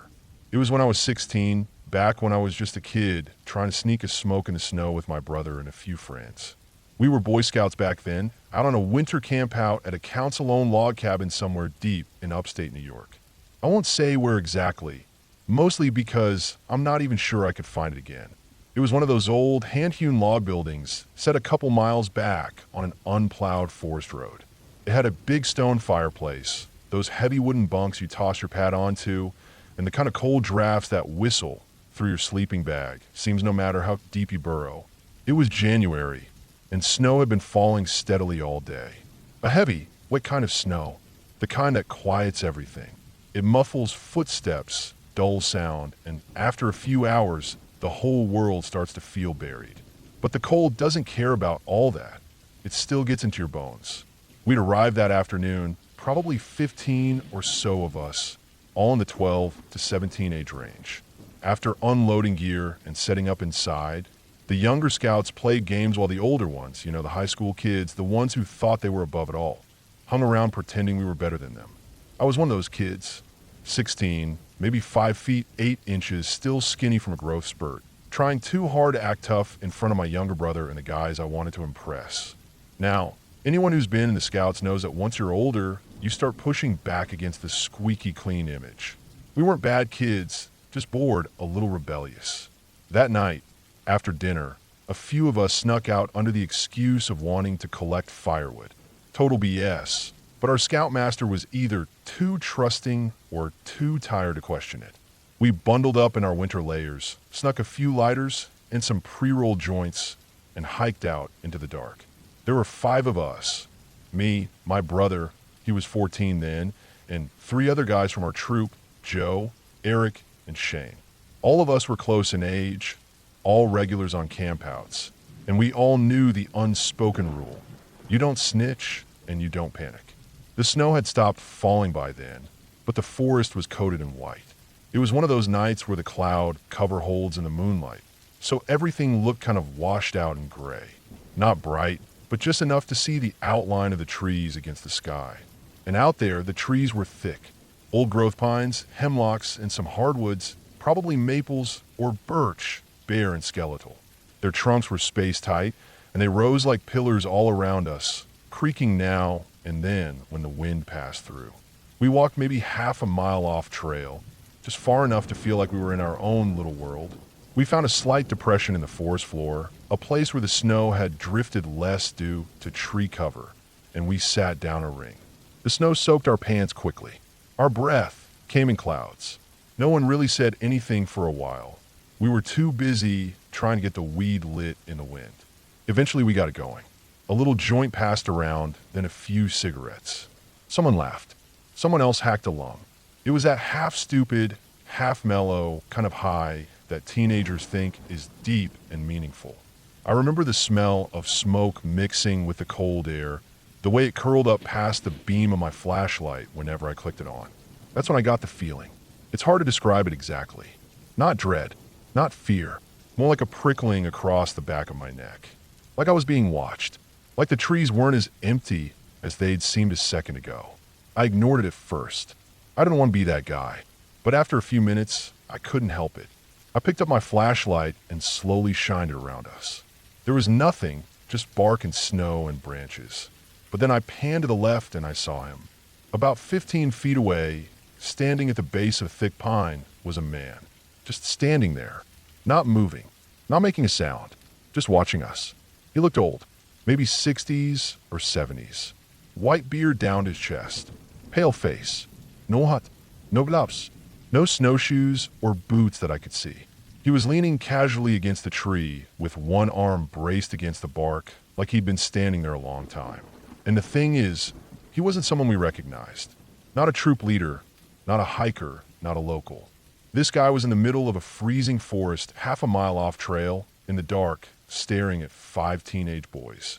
At first I thought maybe my eyes were playing tricks on me, or that it was a tree branch shaped weird, but when I held the beam on him longer, I saw his face. His eyes were wide, open, staring right at me. He didn't blink. I didn't say anything. I just lowered the flashlight and muttered, "Let's go." I guess my tone must have spooked the others, because no one argued. We put out the joint, stomped the snow, and left as quickly and quietly as we could. No one ran, but we were walking fast. My brother kept looking behind us. Eric swore under his breath. I could feel the tension in all of us. When we got back to the cabin, it was warm and loud. The younger scouts were doing some dumb game by the fire. The scoutmaster was half asleep in a camp chair, and everything felt normal. Almost too normal. We never told the adults. We never even talked about it that night. But I didn't sleep. None of us did, I think. The next morning, I went back out by myself, early. I don't know why. Maybe I wanted to prove to myself that it had just been a weird shadow. Maybe I wanted to find footprints and get an explanation. But I found nothing. No prints. No marks in the snow. No cigarette butts, no tracks. No disturbed snow except where we'd all been sitting. It was like he hadn't even been there. Like he'd been part of the forest. And for years after, I try not to think about it. I tell myself maybe he was just a local. Maybe he was out there hunting or trapping or just as lost as we were. Maybe he was real. Or maybe I was too stoned to trust my eyes. But the others saw him too. My brother and I talked about it recently. Actually, after all these years. And he remembered it exactly the same way. The man, the stare, the total silence. The fact that he didn't react at all. He just stood there, watching. And here's the part that gets me. If he had been a hiker or a camper, why didn't he say anything? Why didn't he speak up? Why didn't he move? Why was he out there, in freezing temperatures, alone, at night, just standing in the dark? It wasn't a hallucination. We weren't that high. It wasn't a ghost. I don't believe in that. It was a person. But what kind of person does that? Now that I'm a ranger, I've seen what people are capable of when no one's watching. I found illegal camps with cages and weird notebooks. I've dealt with guys who live out in the woods with no contact for months. I've had to escort mentally unstable hikers out of remote areas after they'd started screaming at trees or threatening shadows. So maybe that man was someone like that. A squatter, a drifter, or worse.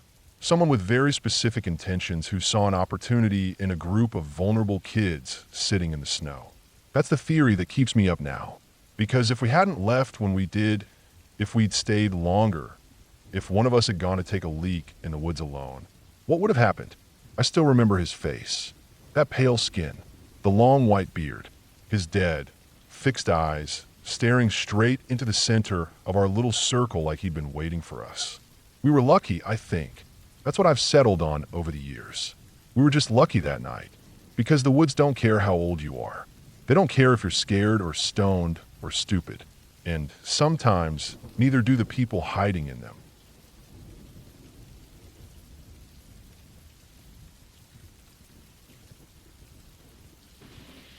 I've worked as a ranger for over 20 years now, boots on the ground, mostly up in the forests of Northern California.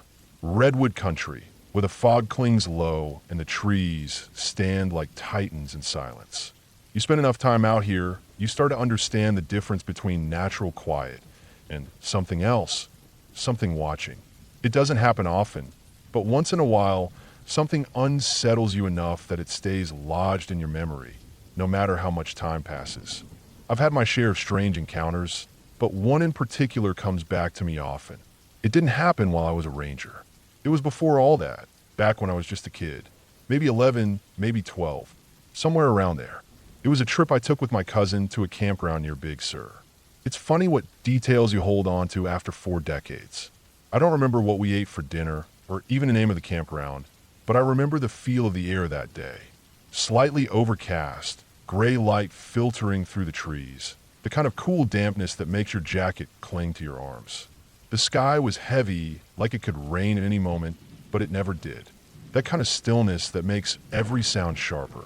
We were in a more secluded site, not one of those big campgrounds with RVs and kids on scooters. This one was tucked way back in, surrounded by thick woods and switchback trails, with just a few tent pads spread out under the redwoods and Douglas firs. That afternoon, my cousin and I decided to go off and explore. No real plan, just boredom and that endless kid energy that makes you think you're invincible. The grown-ups were busy at the campsite, probably chopping wood or boiling water for coffee, and we slipped away without saying much. Just followed a little path past the fire ring and disappeared into the woods. It was a narrow trail, barely wide enough for us to walk side by side, though we didn't say a word. I remember the way the ferns crowded in, brushing against my legs, and how the ground was soft and springy with pine needles. There were no trail signs, no markers, no blazes. It wasn't a maintained path, just a foot-worn line through the trees that probably existed because other people had taken it before. The woods closed in around us quickly. The thick, second-growth forest you get out there. Tangled manzanita in the underbrush, moss on the trunks. The kind of place where you can only see 10 feet in any direction before the trees swallow everything. But we kept walking, feeling more like explorers than 2 dumb kids in sneakers. We must have gone a half mile, maybe more. I lost track of time. The deeper we went, the quieter it got. No son, no squedes. Just our footsteps and the occasional snap of a branch underfoot. Then we came to the clearing. It wasn't a meadow. I've seen plenty of those. This was different. It looked unnatural, like the trees had been cleared out a long time ago, but nothing had grown back. The edge of the clearing was abrupt, dense forest on all sides, then suddenly a flat swatch of bare dirt and yellowed grass maybe 30 feet across. No stumps, no young trees, just empty space. It felt wrong, even before we saw what was in the middle. There was a structure, not a building, not even a shack. It was a circular corral made of old logs stacked horizontally and interlocked at the ends. The wood was gray and splintering with age, crusted with lichen and moss. No nails, no wire, just logs. It stood maybe 5 feet tall and about 20 feet across. The kind of thing someone might have built generations ago to hold animals. But there was no gate, no obvious entrance, just a solid wall all the way around. The logs fitted tightly enough that you couldn't squeeze through. We stopped at the edge of the clearing and just stared at it. Something about that circle of wood felt off. It didn't belong. Not anymore. I don't remember why we climbed it. Curiosity, probably. We were kids, and kids don't have that internal voice that says, maybe this isn't a good idea. The logs were easy enough to scale, rough and dry, full of handholds, and soon enough we were perched on the top, legs dangling into the circle like we were sitting on a playground structure. That's when we noticed the shelter inside. It was small, maybe 5 feet long, 3 feet high, rectangular in shape, made of branches and twigs stacked together in a kind of lean-to with 3 walls and a slanted roof. Not tied, not lashed, just jammed together in a way that felt too intentional. The wood looked newer than the corral. Not fresh, exactly, but not decayed like the logs beneath us. It was deep too, the way it was built. It formed a dark, hollow space that you couldn't see into from where we sat. That was the first real red flag. The second was the scat. There were piles of it. 3, to be exact. 1 near the entrance of the shelter, and 2 others spaced out maybe 2 feet apart in a triangle around the opening. Not huge piles, but enough to notice. It looked recent, dark, moist, not dried out. Not dog, not human. Something in between, maybe. At the time, I didn't know what I was looking at, but later, after I trained in scat identification during Ranger School, I think back to that moment and try to place it. The texture, the shape, the contents, none of it matched any animal I knew. No fur, no behis, no bonis. Just a soft, dark mass. Almost clay-like. That's when the dread set in. It came on suddenly. No sound, no movement. Just this overwhelming pressure in my chest, like someone had dropped a weight onto me. I didn't want to look behind me. I didn't want to look anywhere. It felt like we were being watched from every direction, like eyes were just outside the clearing, waiting for us to climb down. The hair on my arm stood up. My gut clenched. My cousin must have felt it too, because neither of us said a word. We just sat frozen, staring at that shelter. Then something shifted. It wasn't a noise, more like the sense of silence changing. The air thickened. I remember being terrified to even breathe too loudly. My body wanted to run, but my legs wouldn't move. Eventually, I managed to whisper, "We need to go. Right now." I don't remember climbing down. I don't remember turning away from the clearing. My next memory is being back at the campground, gasping for breath, my shirt soaked with sweat. My cousin looked as pale as I felt. We didn't tell the adults. We didn't go back. And for a long time, I didn't think much about it. Life happened. School, work, bills. I became a ranger, worked my way up, spent years patrolling wilderness areas. Saw a lot of strange things, abandoned gear, cult paraphernalia, off-grid camps, and even evidence of illegal hunting blinds hidden way out where no one should have been. But nothing ever hit me in the chest the way that place did. Then, years later, this was probably in the early 2000s, I was reviewing some old trail maps while helping assess wildfire risks in the Santa Lucia Range.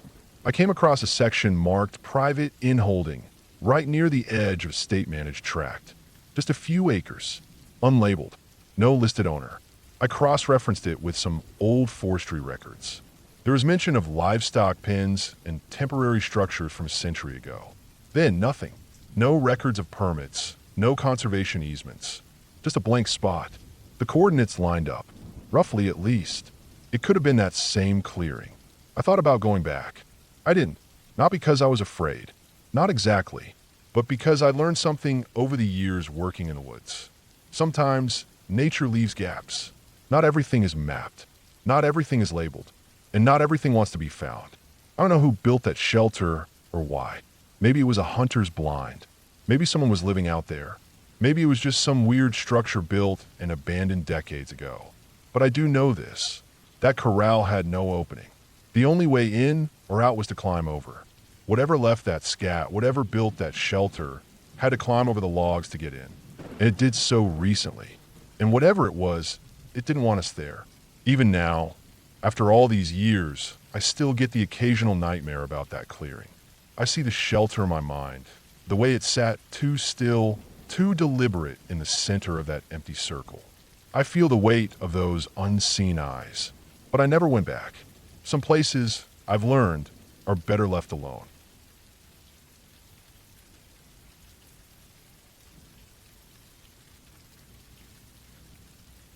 I'm not someone who scares easy. I've worked outside for years, trail building, campground hosting, wildland fire staging, interpretive work for both state and federal lands. I've been stalked by mountain lion, I've had black bears circle my tent in the middle of the night. I've broken up tweakers fighting over propane tanks. Real things scare me. Tangible things. Not ghosts or monsters or creepy folklore passed around the fire. And I never really consider myself someone who bought into UFO culture. I'd heard stories, sure, but I figured a lot of it came down to weather phenomena, flight paths, human error, or straight up boredom. Until I camped at MT Adams. The first time was with my boyfriend. We hadn't been dating long, a few months maybe. He was a full-blown skeptic, engineering background, loves data, hates speculation. Good guy, smart as hell, but wouldn't believe his own eyes unless he could replicate the experience in a lab. We'd been seeing each other a while, and I wanted to do something out of town, off-grid. I suggested MT Adams, not a campsite, just dispersed camping a few miles off a forest road, no amenities, no ranger presence, nothing but the mountains, our truck, and the dogs. I chose the area partly because I'd heard about strange sightings up there. Lights mostly, not the overblown kind, just quiet, eerie stuff. Silent movements, strange shapes in the sky, behavior that didn't match aircraft or drones. Stuff I'd heard from a couple forest workers who had no reason to lie. We went in August during the new moon. No light pollution, stars so thick you could feel the weight of them pressing down. We found a flat little clearing ringed by thick timber, with a narrow view of the sky above MT Adams to the north. Built a fire ring, cooked dinner on the tailgate, and sat back in our chairs with whiskey and quiet. Around 10 p.m., the lights started. At first, just one. A sharp point of white appeared in the sky, like it had blinked into existence. Not an arc like a shooting star, not a steady blink like a plane. It sat there for a second, then moved, not drifting, darting, perfectly straight, across a quarter of the sky, then gone. Then another, appeared on the western horizon, zipped northeast in a perfectly silent streak, then vanished. Over the next 20 minutes, maybe half a dozen of these appeared. Sometimes two at once, sometimes in sequence. A couple would appear far apart and then seem to merge, not crash, just slide together until they became one brighter point of light and then wink out. My boyfriend was dead quiet. He'd been sipping from his cup, but eventually just set it down and kept watching, arms crossed. I could feel him trying to explain it to himself, to make it make sense. But when the final pair zipped along the ridgeline and merged in total silence before disappearing, he finally said it. Yeah, I have no idea what that was. No exageración, no drama. Just a guy who'd seen something he couldn't explain. We talked about it afterward back home, but not obsessively. Just something we both filed away. Strange, but not threatening. Still, it stuck in the back of my head. A kind of weight like unfinished business. A few months later, we went camping again, this time with his family, his dad and stepdad. Both of them had worked in federal land management their whole careers. One was a former Forest Service district ranger, the other a BLM field supervisor. Combined, they had nearly 70 years in boots between them. Old school guys, sharp but not the kind to go chasing Bigfoot or spinning yarns about aliens. We were sitting around the fire at a state park in Oregon when we casually mentioned the MT Adams trip. Just enough to say we'd gone camping up there, no talk of lights. That's when his stepdad said it. Oh yeah, he said, I used to patrol that beat. Back in the 80s. Supposed to be tracking down camp thieves. We never caught any thieves, but we saw a lot of weird stuff in the sky. That was it. No embellishment. No spooky tone. Just a simple fact, dropped in the middle of casual conversation. My boyfriend and I looked at each other. I pressed him gently. What kind of weird stuff? He didn't elaborate much. Got real quiet for a minute. But then he told the story. It had been the summer of 83 or 84. There were reports of black market loggers sneaking into the national forest and hauling out loads of timber. Stuff they weren't supposed to touch. Expensive trees. They leave no stumps, no trails. The kind of operation that required inside knowledge. So he and his partner took an unmarked truck, blacked out everything. Headlights, interior lights, even covered the dials with cloth. They drove deep into the woods and parked facing downhill off a spur road, bumper backed in a brush, so no one could see them unless they were already on top of them. They shut off the engine and sat in total silence, letting the warmth bleed from the hood so they couldn't be picked up by thermal optics. For an hour or so, they sat in the dark. The forest behind them was nothing but steep timber and rock, impossible to drive through. If anyone came, they'd have to come from the road. The cab was silent except for the occasional breath or gear shift creak. Then it happened. Out of nowhere, light. Not headlights, not flashlights, not flares or lanterns or anything man-made. Bright, white light blasted in from behind them, where there was only solid forest. Lit up the cab like it was noon. My stepdad could see his own silhouette reflected in the windshield, see every ridge of the dashboard, even the dirt under his nails. He could see the outlines of the antenna on the hood. The lights were high, too high for trucks, and too focused to be from above like a helicopter searchlight. No sound, no wind, no heat, just light. It lasted for 5 or 6 seconds. Then nothing. Total darkness. No sound of retreating engines. No crunch of tires. No animal scattering. No wind. Like it had never happened. He and his partner sat frozen, not speaking, both gripping their radios like lifelines. When they finally turned the engine back on, they drove the entire way down without saying a word. He never saw the black trucks, never caught a single thief. But he said the lights kept coming back. Not every night, but often enough that they eventually stopped doing night patrols in that area. And this is a man who doesn't exaggerate. If anything, he downplays most stories. That was the part that chilled me. He wasn't trying to entertain us. He was just reporting it.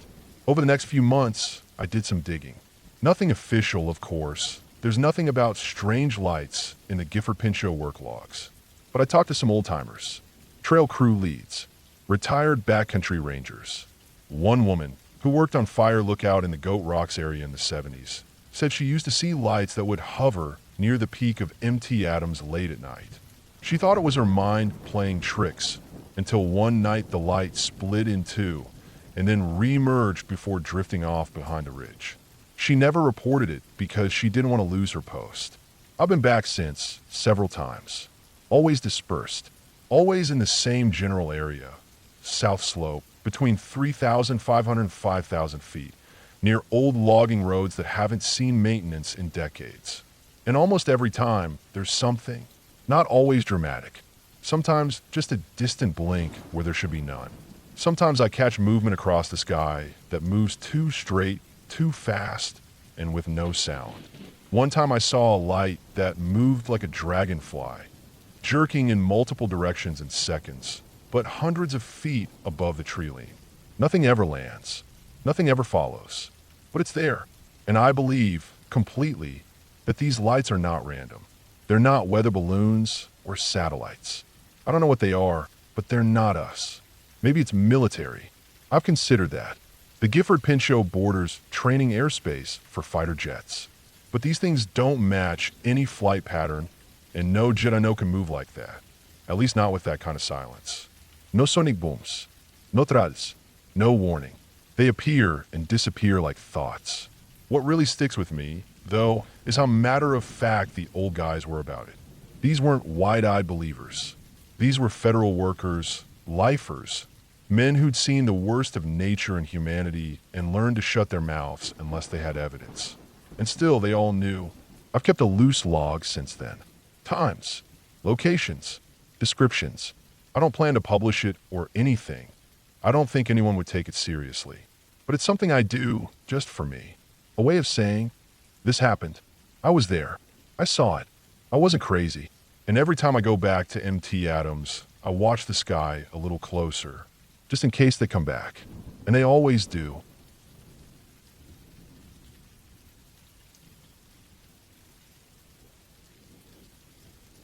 I've spent the better part of my life outdoors, boots in mud, hands on bark, eyes scanning ridgelines and riverbanks. I've seen a lot. Wildfires, bears way too close for comfort, broken bones on remote trails, and once a man who'd been missing for 4 days found alive in a rockslide basin, drinking meltwater and whispering nonsense.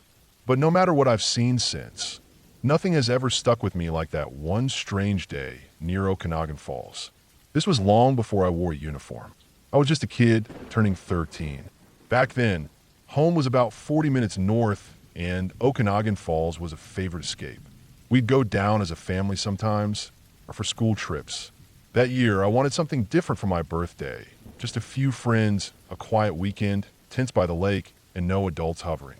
My parents agreed, with some conditions. My mom would be camping nearby in a separate site and check on us in the mornings and evenings.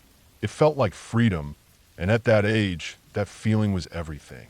The group was small, 4 of us, all girls close since 3rd grade. We'd been through sleepovers, schoolyard fights, and the awkward fog of middle school together. Back then, nothing felt more important than that kind of friendship, and the weekend trip felt like our rite of passage. We were old enough to hike alone, swim without floaties, and roast marshmallows without help. We pitched our tents on a pine fringe patch of land near Skaha Lake. It was early summer, dry and clear. The wind came in low from the south and rippled the lake's surface like brushed silk. The campground wasn't empty. Lots of RVs, family tents, dogs on leads, but it was quiet. Mostly retired couples or young families, no rowdy partiers. Our spot was close to a narrow footpath that led down to the lake and ran parallel to a river that branched out from the dam nearby. You could hear the dam long before you saw it. A constant hum, low and heavy, like a diesel engine idling underwater. It sat about half a kilometer downstream. A simple hydroelectric design, concrete and steel. The kind of dam you see in small towns all across the country. Functional, aging, not meant to impress. But the warning signs around it were serious. Skull and crossbones, red lettering, danger, do not enter. Water churned violently where it spilled out through the turbines. You could feel it through your boots when you got close enough. And we knew the story even before that weekend. A few years earlier, 2 brothers had drowned there. Local boys. They'd been tubing or wading. No one was ever quite sure. The current pulled them in, and neither made it out. Even with search teams and divers, it took days to recover both bodies. That story haunted the town. My mom had brought it up when she gave us the rules. Don't go near the dam. Stay with your buddy. No night swims. That afternoon, it was hot. Almost 30 degrees, which for early June felt like a gift. We'd spent the morning setting up camp and filling the air with too much bug spray. By mid-afternoon, we were slick with sunscreen and sweat. The lake called to us. The 4 of us, me, Emily, Jess, and Katie, headed down the trail with towels over our shoulders, stepping over sun-baked roots and sidestepping driftwood. We swam for about an hour, maybe more, just floating, splashing, daring each other to swim out farther than we were supposed to. Typical stuff. Eventually we dried off and started back up the trail, chattering about what we'd make for dinner. S'mores were already on the agenda. Maybe hot dogs if Katie could convince someone to dig the cooler out of her car. That's when it happened. The trail followed the river for a while before bending back toward the campsites. You couldn't always see the water through the brush, but you could hear it, and every few meters the trees opened up in a gap or ledge where you could peek down. About 200 meters from our tents, the brush cleared just enough to give us a view of the river. The dam was out of sight behind a bend, but you could feel the residual force of its outflow here. The current was strong, tugging at the banks, the water dark and fast. I was walking ahead of the others when I stopped. There was a figure on the river. Not in the river. Asterisk on asterisk it. It was a boy, maybe my age, maybe a bit younger. Pale, no, not just pale white, but not the kind of white you get from sunburn or shock. He wasn't glowing, but he almost looked like he was made of light, the way sunlight catches on quartz or bleached bone. His clothes were loose-fitting, summer clothes, shorts, and a t-shirt, hanging in a way that didn't quite ripple in the wind. He was portly, soft in the way kids can be, still growing into themselves. And he was walking. He moved slowly, like someone balancing on a log or tightrope. Step by step, barefoot on the surface of the river. 10 meters, maybe 12. His head didn't turn. He didn't look at us. Just walked, straight ahead, eyes fixed on something we couldn't see. There were no ripples beneath his feet. No esplas. No noise. I didn't say anything at first. I just stopped cold and stared. The others walked into me before they saw what I was looking at. Jess looked up and gasped. Do you see that? Katie didn't look. She put her hand over her face and said she couldn't. She wouldn't. Emily stared for maybe 10 seconds before she whispered that she felt sick and turned away. But Jess and I kept watching. We didn't say anything more. We didn't move. We just watched as the boy walked forward, so slowly, so deliberately, and then faded. Not like a special effect in a movie, not like smoke in the wind. He just thinned out, became less and less real until there was nothing left but the sound of the river and the tight ache in my chest. We stood there until the sun shifted and the air moved again. The warmth came back to our skin and the moment was over. But it didn't feel over. We didn't run. We just walked back to camp in silence. No one talked about what we'd seen, not right away. That night we sat around the fire, talking about anything else. Music, school, who had a crush on who. But it was hollow. We all kept glancing toward the river. Later, after lights out, Jess and I whispered about it in the tent. "You saw him, right?" she said.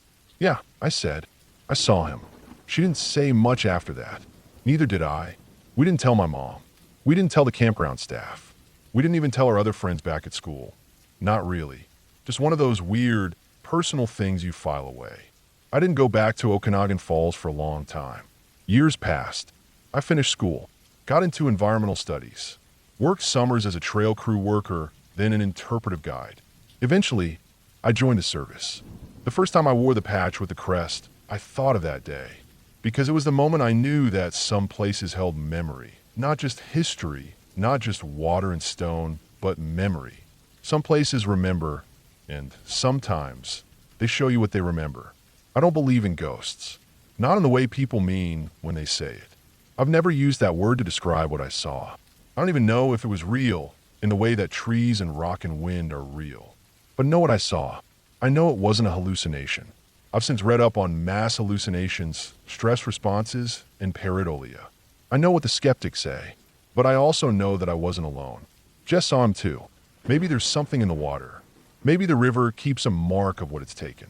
Maybe the brain picks up things it can't process and renders them in shapes we can understand. I don't know. All I know is that I've spent my life in the wild, and nothing has ever unnerved me like the sight of that white figure walking atop the river. I've seen what happens when people ignore warning signs. I've recovered what's left after falls, drownings, hypothermia.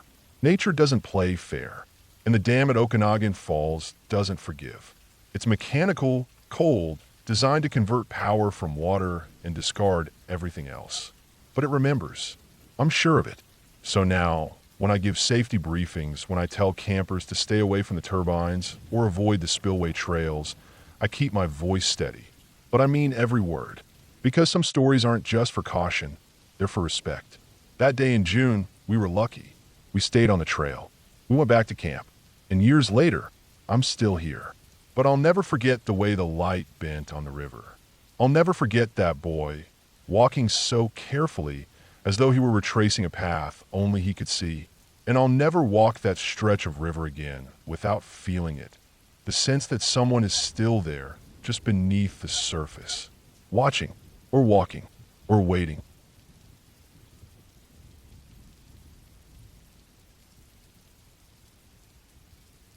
I still remember the day, clearly, even though it was years ago now. The sun was low in the sky, golden and soft, casting long shadows through the dense forest. I was finishing up a routine patrol in one of the more remote parts of the park. The area was thick with old-growth pines and scattered Douglas firs, moss hanging heavy on the branches. The ground was uneven, littered with fallen needles and small rocks that shifted underfoot. It was quiet, the kind of quiet where every sound is sharp. An acorn dropping, a distant woodpecker tapping, the soft scuff of my boots on the earth. I've been on patrol for almost 8 hours that day. My truck was parked about a mile back on a narrow gravel road that wound its way up the side of a ridge. I had a handheld radio clipped to my chest, a GPS unit in my pack, and the usual first aid kit, map, water, and snacks. Nothing unusual. The park was popular, but this particular area was a little off the beaten path. Not many people came out here unless they were experienced hikers or hunters. My job was simple. Check on the trail conditions, keep an eye out for any illegal activity, and make sure the wildlife wasn't disturbed. I'd seen a few deer that day, a couple of crows circling overhead, and a family of squirrels darting around the trees. The air smelled like pine sap and damp earth, a clean but heavy scent that settled deep in your lungs. I was near the top of the ridge when I heard it. Not a noise I expected, a low, almost mechanical hum, distant but steady. At first, I thought it might be a drone or some kind of equipment from the park maintenance crew. But the park didn't authorize drones here, and the maintenance guys usually worked near the ranger station, which was miles away. The hum didn't change in pitch or volume, just a continuous, dull buzz that cut through the natural sounds. Curious, I shifted my pack, pulled out the GPS, and checked my position. No marked trails or signs of human activity nearby, just the thick forest and steep slopes. The hum was definitely coming from somewhere down the ridge. I decided to investigate. Moving carefully downhill, I kept my eyes open for signs of anything unusual: torn vegetation, trash, footprints. The forest grew darker under the thick canopy, the light filtering through the branches dimming as I moved deeper. The hum grew louder, a steady vibration that I could feel faintly in my chest. I reached a small clearing about 50 yards across. At the center was something I wasn't prepared for.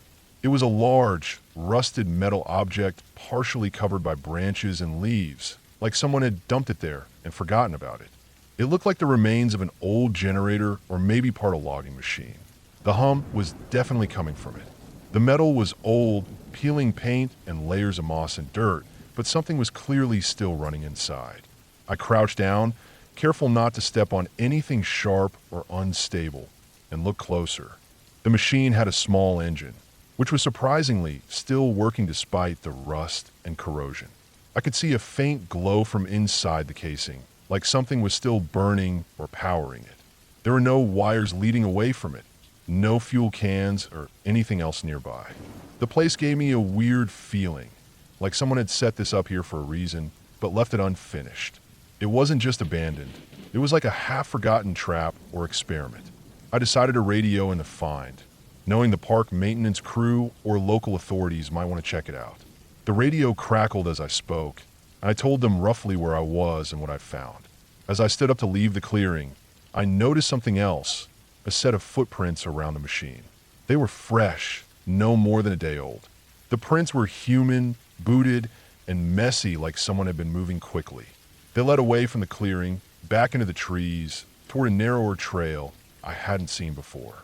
That trail wasn't on any park maps, which only made the situation more strange. I followed the footprints cautiously, moving slowly so I wouldn't break any twigs or leave my own tracks. The hum had stopped, and now the only sound were my breathing and the crunch of dry leaves under my boots. The trail was barely wide enough for one person, and it twisted steeply downhill through thick brush and tangled roots. The air grew colder, even though the sun was still out. After about 10 minutes, I came to another clearing. This one was smaller and surrounded by thick bushes, almost hidden from view.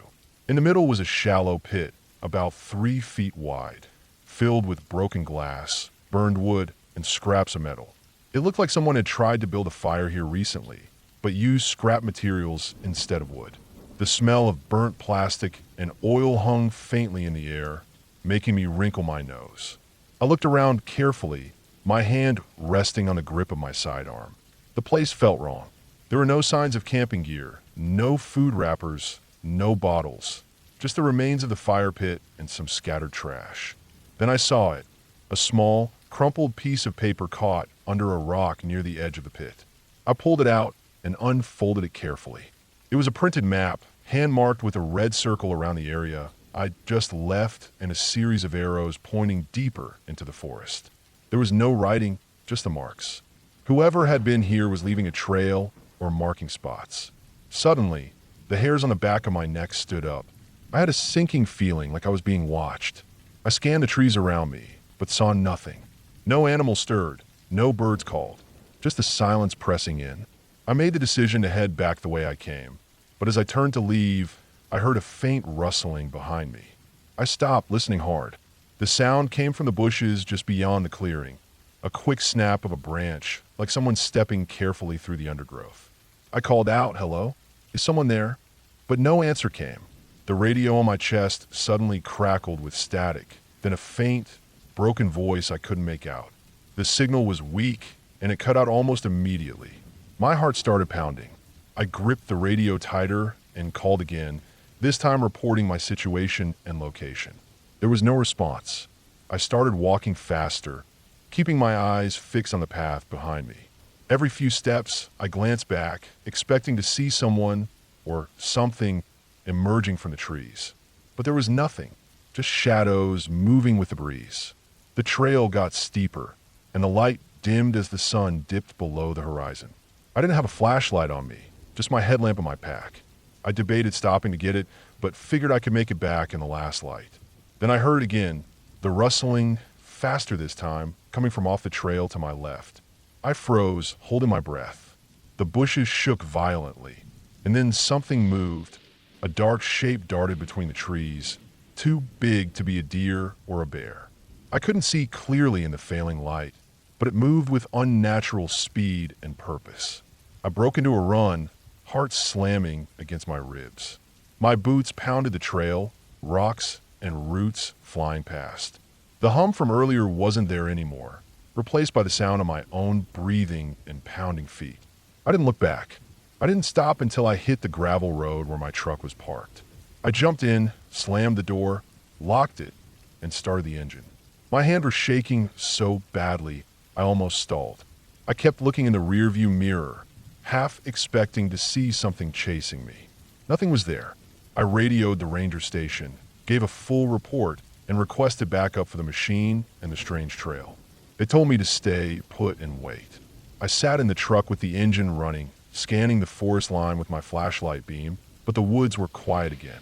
When the backup arrived, we found the rusted machine exactly where I said it was, but no sign of the footprints or the fire pit. The forest looked untouched, almost like I'd imagined the whole thing. The maintenance crew pulled the old generator out and said it must have been left behind by loggers years ago. They didn't believe it was running, but I swear to this day, I heard that hum and saw the faint glow. The second clearing with the fire pit, they found no evidence at all. I never found out who made those marks on the map or why someone was out there setting up traps or machines in the middle of the forest. The local cops checked, but there were no reports of missing hikers or illegal campsites. No one ever came forward. Some nights, when I'm driving through the park after dark, I think about that trail and the rusted machine deep in the woods. I wonder if whatever was out there is still watching, still moving between trees. But whatever it was real, not a ghost or a story. Just something human, something hidden. That's what scared me the most. The forest is full of secrets, and sometimes the most dangerous things aren't animals or weather, but people and their shadows hiding just beyond the edge of the trail. I never went back to that ridge alone.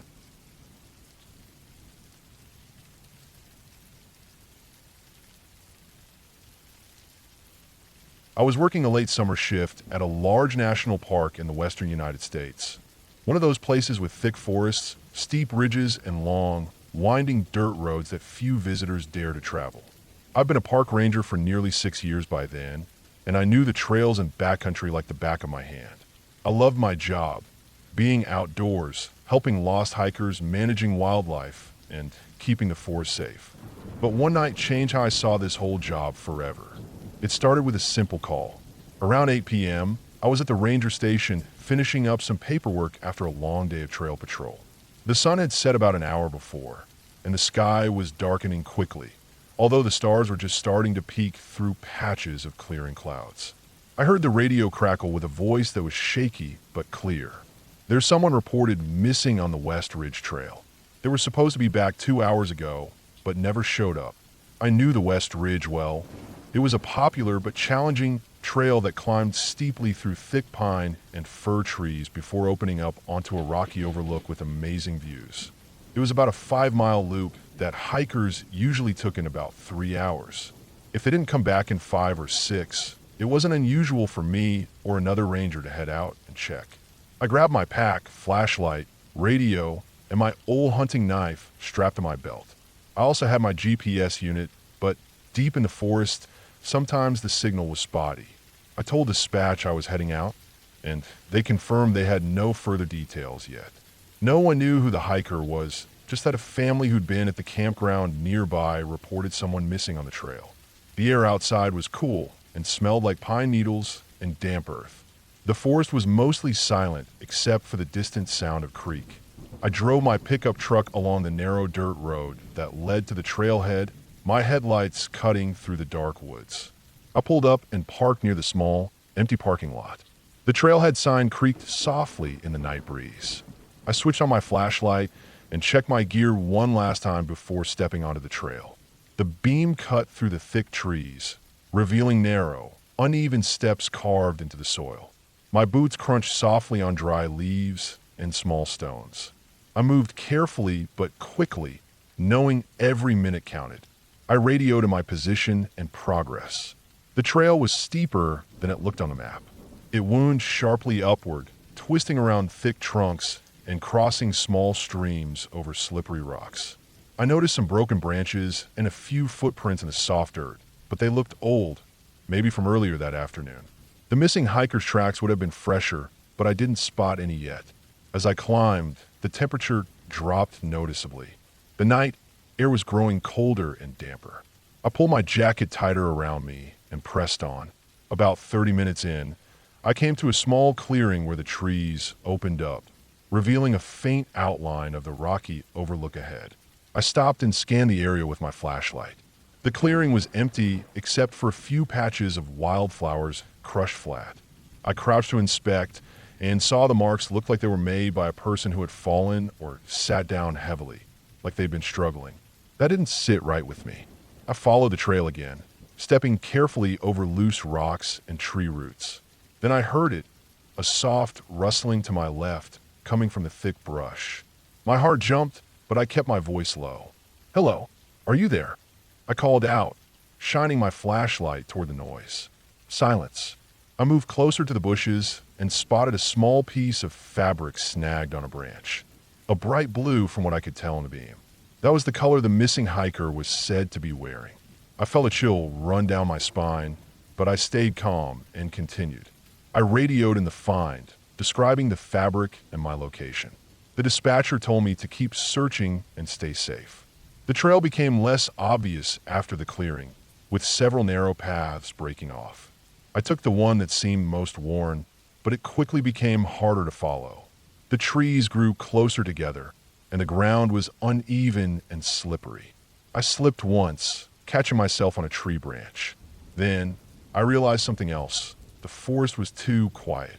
No birds, no insects, nothing but the sound of my breathing and footsteps. That struck me as odd because even in the cold, the forest usually had some life at night. The silence felt heavy, like the woods were holding their breath. I checked my watch. It was nearly 10 p.m., and I had been on the trail for almost 2 hours. The temperature was near freezing now, and I started to notice my fingers and toes were going numb despite my gloves and boots. I paused to radio back and tell dispatch about the fabric and the silence. Suddenly, a faint noise came from ahead, like a distant, weak cry. It was human. I froze and listened. The sound was quiet but urgent, like someone was calling for help, but too weak to shout. I moved toward it carefully, the beam of my flashlight bouncing over trees and fallen logs. After a few minutes, I found a steep drop-off where the trail disappeared into a narrow ravine. The crying came from bottom. I carefully climbed down the rocky slope, gripping trees and stones. My heart was pounding and my breath came out in white puffs. At the bottom, in a small thicket by the creek, I saw him. The missing hiker was a young man, maybe early 20s. His clothes were torn, and he looked exhausted, shivering with cold. His leg was twisted awkwardly under him, bleeding from a deep cut. I dropped my pack and knelt beside him, pulling out my first aid kit. He didn't say anything, but nodded weakly when I asked if he was hurt. I wrapped his leg as best I could and told him I was there to help. He managed a faint smile. I radioed dispatch to send a rescue team immediately and stayed with him, trying to keep him awake and calm. The cold was biting harder now, and I covered him with my extra jacket. He told me later he had slipped off the trail and couldn't climb back up. While we waited, I kept scanning the woods with my flashlight, feeling eyes on us. I don't mean ghosts or anything supernatural, just the weight of being alone in the deep forest at night. Every crack and rustle made me jump. After what felt like forever, I heard the distant sound of voices and flashlights moving down the trail. The rescue team arrived, carefully carrying the injured hiker back up the slope. I helped guide them to the trailhead, making sure the young man was safe. As we walked back, I felt a strange mix of relief and unease. The forest looked peaceful in the moonlight, but I knew how easily it could turn dangerous. The silence that night, the empty trail, the crushed flowers, it all reminded me how fragile humans are out here. When I got back to the station, I cleaned my gear and sat for a moment, staring out at the dark woods.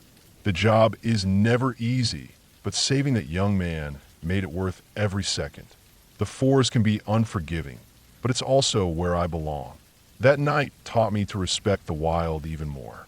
No stories or legends, just the cold, hard truth of nature's power and how quickly things can change when you least expect it.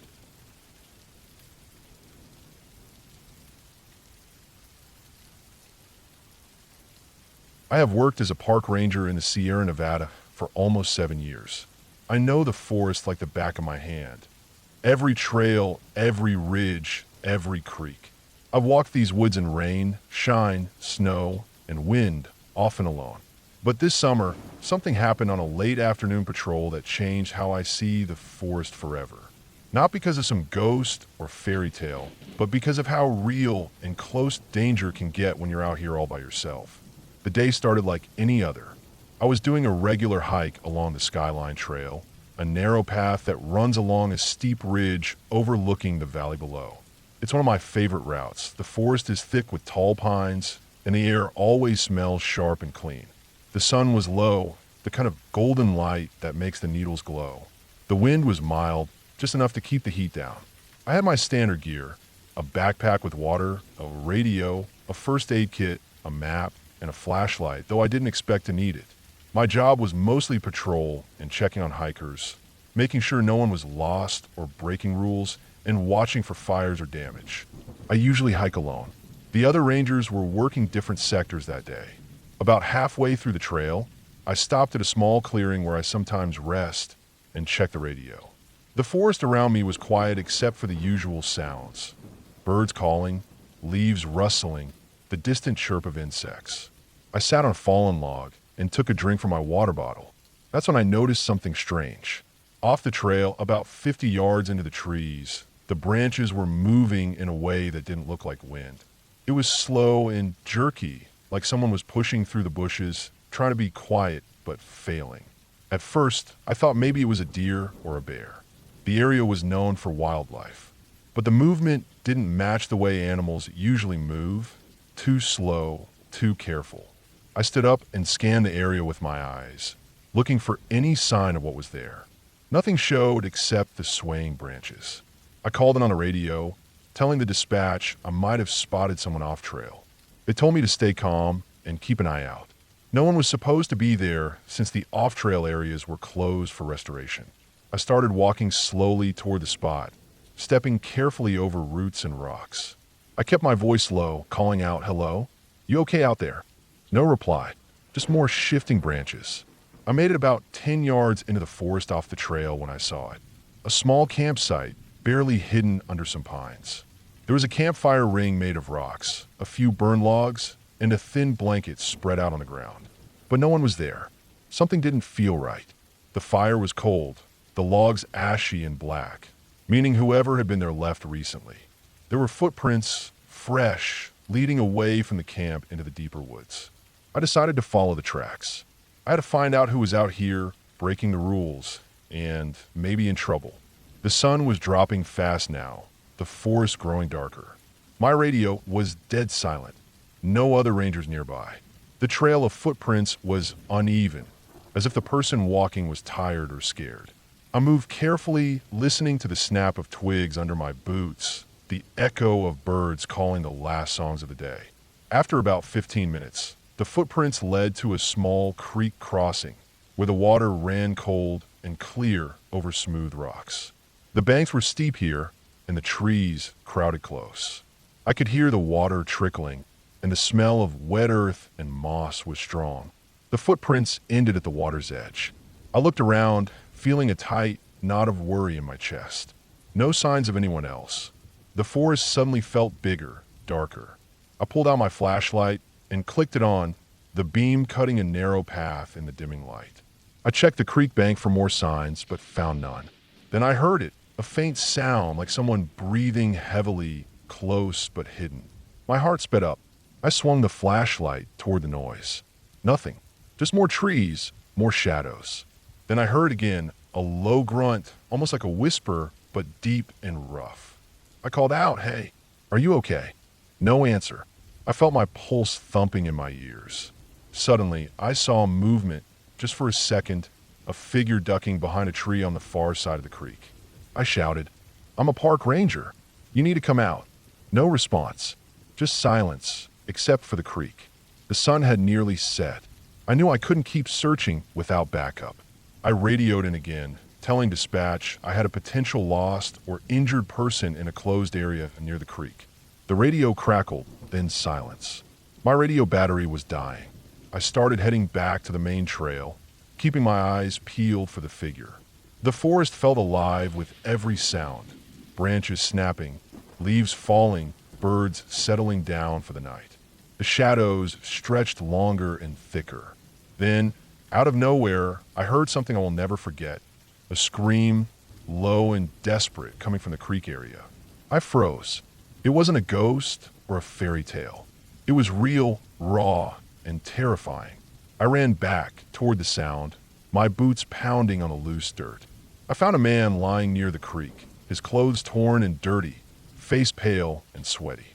He was breathing hard, but conscious. I dropped my pack and pulled out my first aid kit. He had a deep cut on his leg, bleeding badly. I grabbed my radio again and yelled, "Emergency! Injured person at creek crossing off Skyline Trail. Need backup and medics." The man's eyes were wide, shaking. I kept talking to him, telling him he was safe, that help was coming. I pressed a clean cloth against the wound to slow the bleeding. Minutes felt like hours. I didn't know who he was or how long he'd been out here. He didn't say much, just gasped and winced in pain. Then suddenly I heard voices and footsteps, my fellow rangers and medics coming through the forest. I breathed a sigh of relief. They took over the first aid, radioed for a helicopter, and helped me carry the man back to the trail. On the ride back to the ranger station, the man finally spoke a few words. He said he got lost, tried to find his way out, and fell down the steep bank near the creek. He didn't have a phone or water and was scared he'd be stuck all night. I stayed with him until the medics took him to the hospital. That night, I sat in the ranger station thinking about how close things had come to being so much worse. The forest isn't magic or haunted. It's just wild, unpredictable, and dangerous. People underestimate it. They think it's just trees and animals. But when you're out there alone, without help, every step can be the difference between life and death. That day, I learned that sometimes the scariest thing isn't a ghost or monster. It's real danger hiding in plain sight. A person lost, scared, injured, and alone. And for me, as a park ranger, that's what I'm really here for. To watch, to listen, and to help.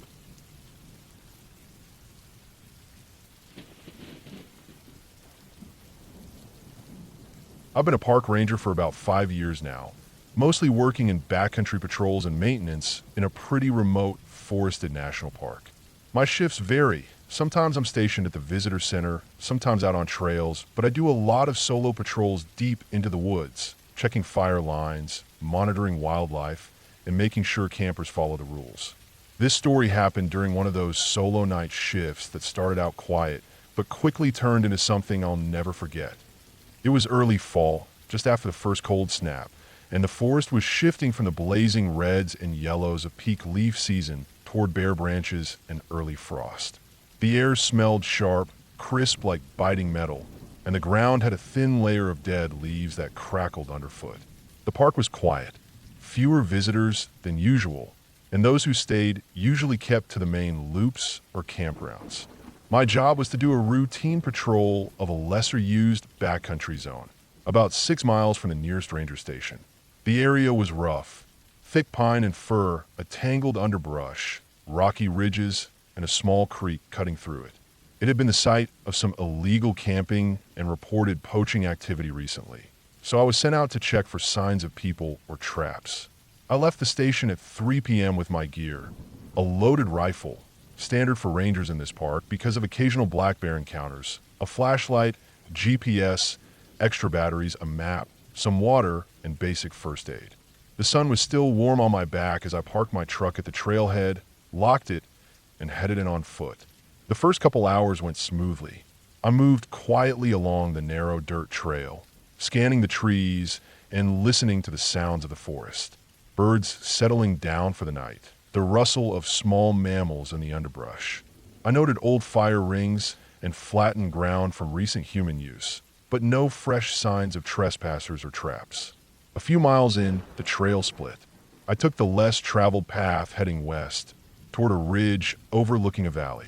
As dusk fell, the forest darkened quickly. The tree canopy was thick enough to block most of the fading light, and the last rays of sun disappeared as I climbed higher. I stopped to check my GPS and switch on my flashlight, a strong LED beam that cut a sharp cone through the gloom. I passed a small campsite about a half-mile off trail, a makeshift fire pit with cold ashes and some scattered beer cans. Nogir no tens. It looked abandoned, but it wasn't old, maybe from the past week. I circled the area, looking for clues. Then I saw it. A heavy-duty metal snare trap fastened to a small sapling about 10 feet from the fire pit. The wire loop was open and twisted, ready to catch an animal's leg. These traps were illegal in the park, and dangerous. They could injure bears, deer, or people. I made a note, planning to dismantle it and report it when I got back to base. The sun was gone now. The forest was pitch black beyond the reach of my light. The only sound were my breath and the occasional snap of a twig underfoot. I was about to turn back when I caught something else, a faint but unmistakable sound, a low crunching like something heavy moving carefully through the underbrush off to my right, maybe 30 yards away. I froze and listened, heart pounding. It wasn't the usual sounds of deer or birds. It was deliberate, slow, careful footsteps crunching on dry leaves. Something was there, moving quietly but purposefully. I called out, my voice steady but firm. "This is the park ranger. Show yourself." No response, only silence. I flicked off my flashlight and waited, my eyes straining in the dark. Then the footsteps stopped. For a moment, everything was still. The only sound was my own breathing, loud in my ears. Then the crunching started again, closer this time, coming from the direction of the campsite. I switched my light back on and scanned the brush. Nothing visible. I moved cautiously toward the campfire site, rifle ready but lowered. When I got to the fire pit, the snare trap was gone. I stood there, staring. Someone had taken it. Whoever had set that trap was still out here, and they'd been watching me. I decided to head back to the truck, but as I moved, I kept my senses sharp. The forest felt different now, heavier, oppressive. Shadows shifted unnaturally with the beam of my flashlight. Every crackle of leaves made me jump. My mind raced with worst-case scenarios. An illegal trapper or poacher, someone armed and dangerous, someone who didn't want to get caught. Halfway down the trail, I caught another movement out of the corner of my eye, a figure slipping behind a tree. I froze, trained my light on the spot. Nothing. I started walking faster, calling out occasionally, trying to make my presence known. No answer, no sounds except the wind and my footsteps. Then I heard a voice, barely above a whisper, coming from somewhere off the trail. It was indistinct, just a breath of sound, like someone muttering to themselves or trying to stay quiet. I stopped, listening. There was definitely someone out here. I realized I had no backup, no radio contact. My phone had no signal deep in the valley. If things went bad, I was alone. My training kicked in. I checked my gear, tightened my grip on the rifle, and decided to circle back to the campsite one last time. I needed evidence, something to prove what was going on here. As I neared the campfire, I noticed footprints, heavy, booted prints leading off the trail and down toward the creek. The prints were fresh, and oddly, they seemed to be arranged in a kind of pattern. I stopped and crouched down to examine them. Something didn't add up. The spacing was inconsistent, as if someone was trying to disguise their trail. I followed the prints cautiously, keeping low. The creek was a shallow, fast-running stream, dark from the night, but clear enough in my flashlight beam to see the rocks below. The prints led to a narrow crossing, a fallen log slick with moss. I stepped carefully onto the log, feeling it shift underfoot. Halfway across, I heard a sudden snap of a branch behind me. I spun around, rifle raised, light blazing. Nothing, just the rustle of leaves. I crossed quickly and moved uphill, deeper into the thick forest. The trees closed in tight here, their branches tangled overhead. The air smelled damp and earthy, mixed with pine sap and old rot. Then I heard it again, footsteps crunching leaves coming from behind me. Faster this time. I ran. My boots pounded the dirt trail as I pushed my body, lungs burning. I glanced over my shoulder, but saw nothing. The sound faded. I slowed, heart hammering, and stopped behind a large oak. The silence returned, heavy and still. I decided I had to get out of here. I turned back the way I came, moving carefully but quickly. Halfway to the creek, I caught sight of a figure standing by the water's edge, motionless, head down. I froze, gripping my rifle. The figure looked up suddenly, a man, dirty clothes, eyes wild and scared. He didn't speak.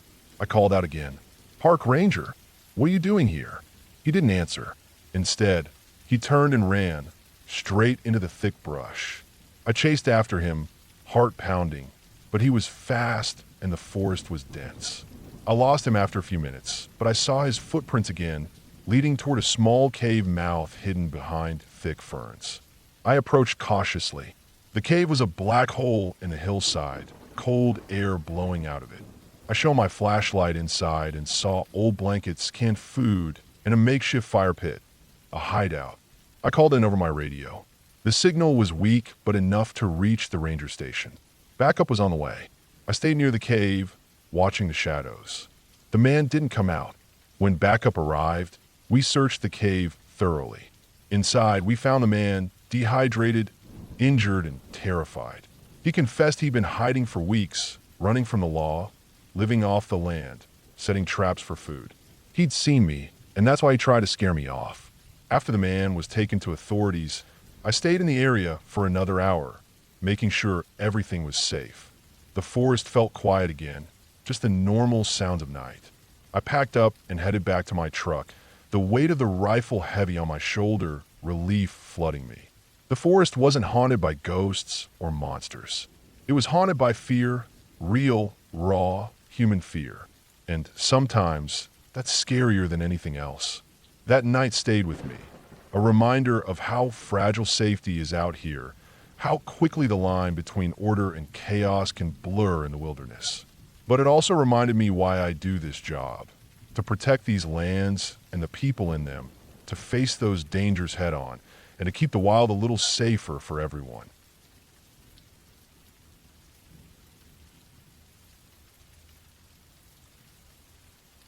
The sun was already dipping behind the thick wall of pine trees when I finished locking up the visitor center for the night. I worked as a park ranger in one of the larger national forests in the Pacific Northwest, a stretch of land where old trees crowded the mountainside.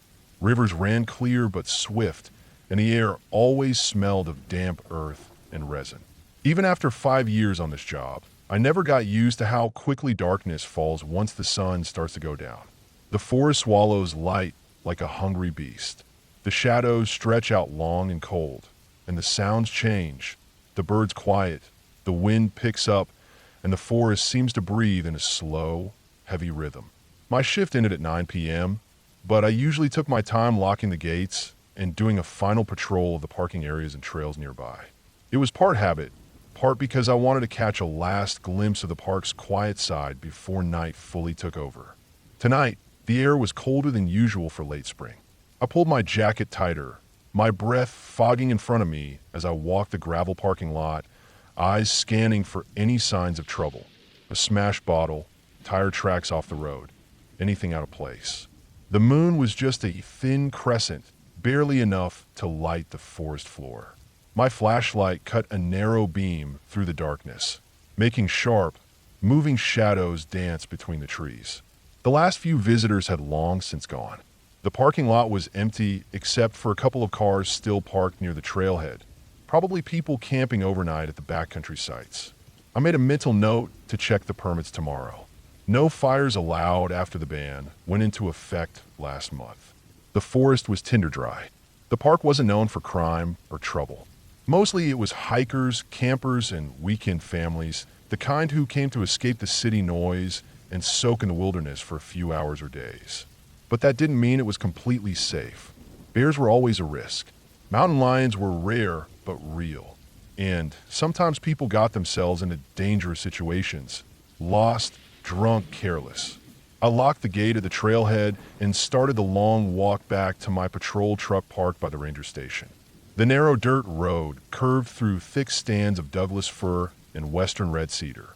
The sound of my boots on the gravel was sharp in the still night.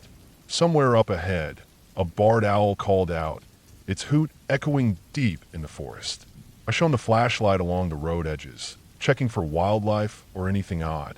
That's when I saw it. A small pile of branches and leaves stacked carefully beside a tree about 50 feet from the road. At first, I thought it was a natural pile from the wind or an animal digging. But the branches looked deliberately placed, like someone had made a rough little shelter or marker. I stopped, my breath catching. Nothing about the pile seemed dangerous, but something about it felt off. Rangers are trained to trust their gut about these things. I crouched down, shining my light over the pile again. There was a faint smell, earthy and musty, but also sharp and metallic underneath.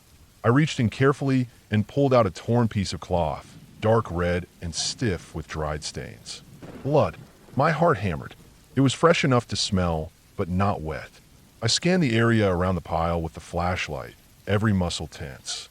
No footprints stood out in the gravel or dirt. No signs of a campfire or recent passage.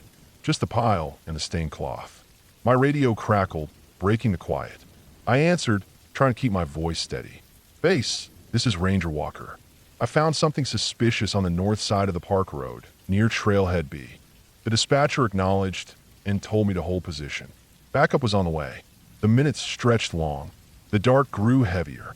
I kept my flashlight sweeping around, half expecting to see someone lurking just beyond the trees. But the forest stayed silent, except for the occasional rustle of leaves or snapping twig. I checked the cloth again. It was definitely part of a shirt or jacket, ripped at the seams. I knelt back down by the pile. Someone had been here recently. Hurt, maybe hiding, or worse. The idea tightened in my chest like a vice. Suddenly, I heard a sharp crack from deeper in the woods. It was close, maybe 20 yards away, just the snap of a broken branch underfoot, but in the stillness it felt loud enough to make me jump. I swung my flashlight beam toward the sound. Nothing, just shadows, tall trees, and thick underbrush. I stood slowly, shining the beam higher, scanning for eyes or movement. Nothing moved. The forest seemed to hold its breath. The backup ranger's truck pulled up a few minutes later, headlights cutting through the trees. We called him to find, and he joined me to look over the spot. We searched the area together for any tracks, signs of struggle, or clues. Nothing else showed up. No footprints, no discarded gear, no additional blood. I knew then that whoever had left the pile and the cloth was long gone or hiding very well. We called for the park's search and rescue team to be alerted, and I spent the rest of the night checking the trails and logging the incident. The bloodied cloth went into evidence. The forest felt heavier, darker, more dangerous than it had that evening. Over the next day, search teams combed the area using dogs and drones. Nothing turned up, no missing person reported, no clues beyond what I had found. It was like someone had slipped in and out of the forest without a trace, leaving only that small, bloody sign behind. Weeks later, the park saw a surge of reports about strange noises at night. Footsteps on trails closed after dark, glimpses of movement in the trees, and abandoned campsites with gear scattered. None of it was confirmed, but it fed rumors and worries among the rangers and visitors. I kept patrolling the forest, feeling the eyes of the woods on me every time I walked the trails. The pile of branches and the torn cloth stayed in my mind, a reminder that the forest held secrets not written in any guidebook. Months passed, and the park settled back into its quiet rhythms, but I never forgot that night.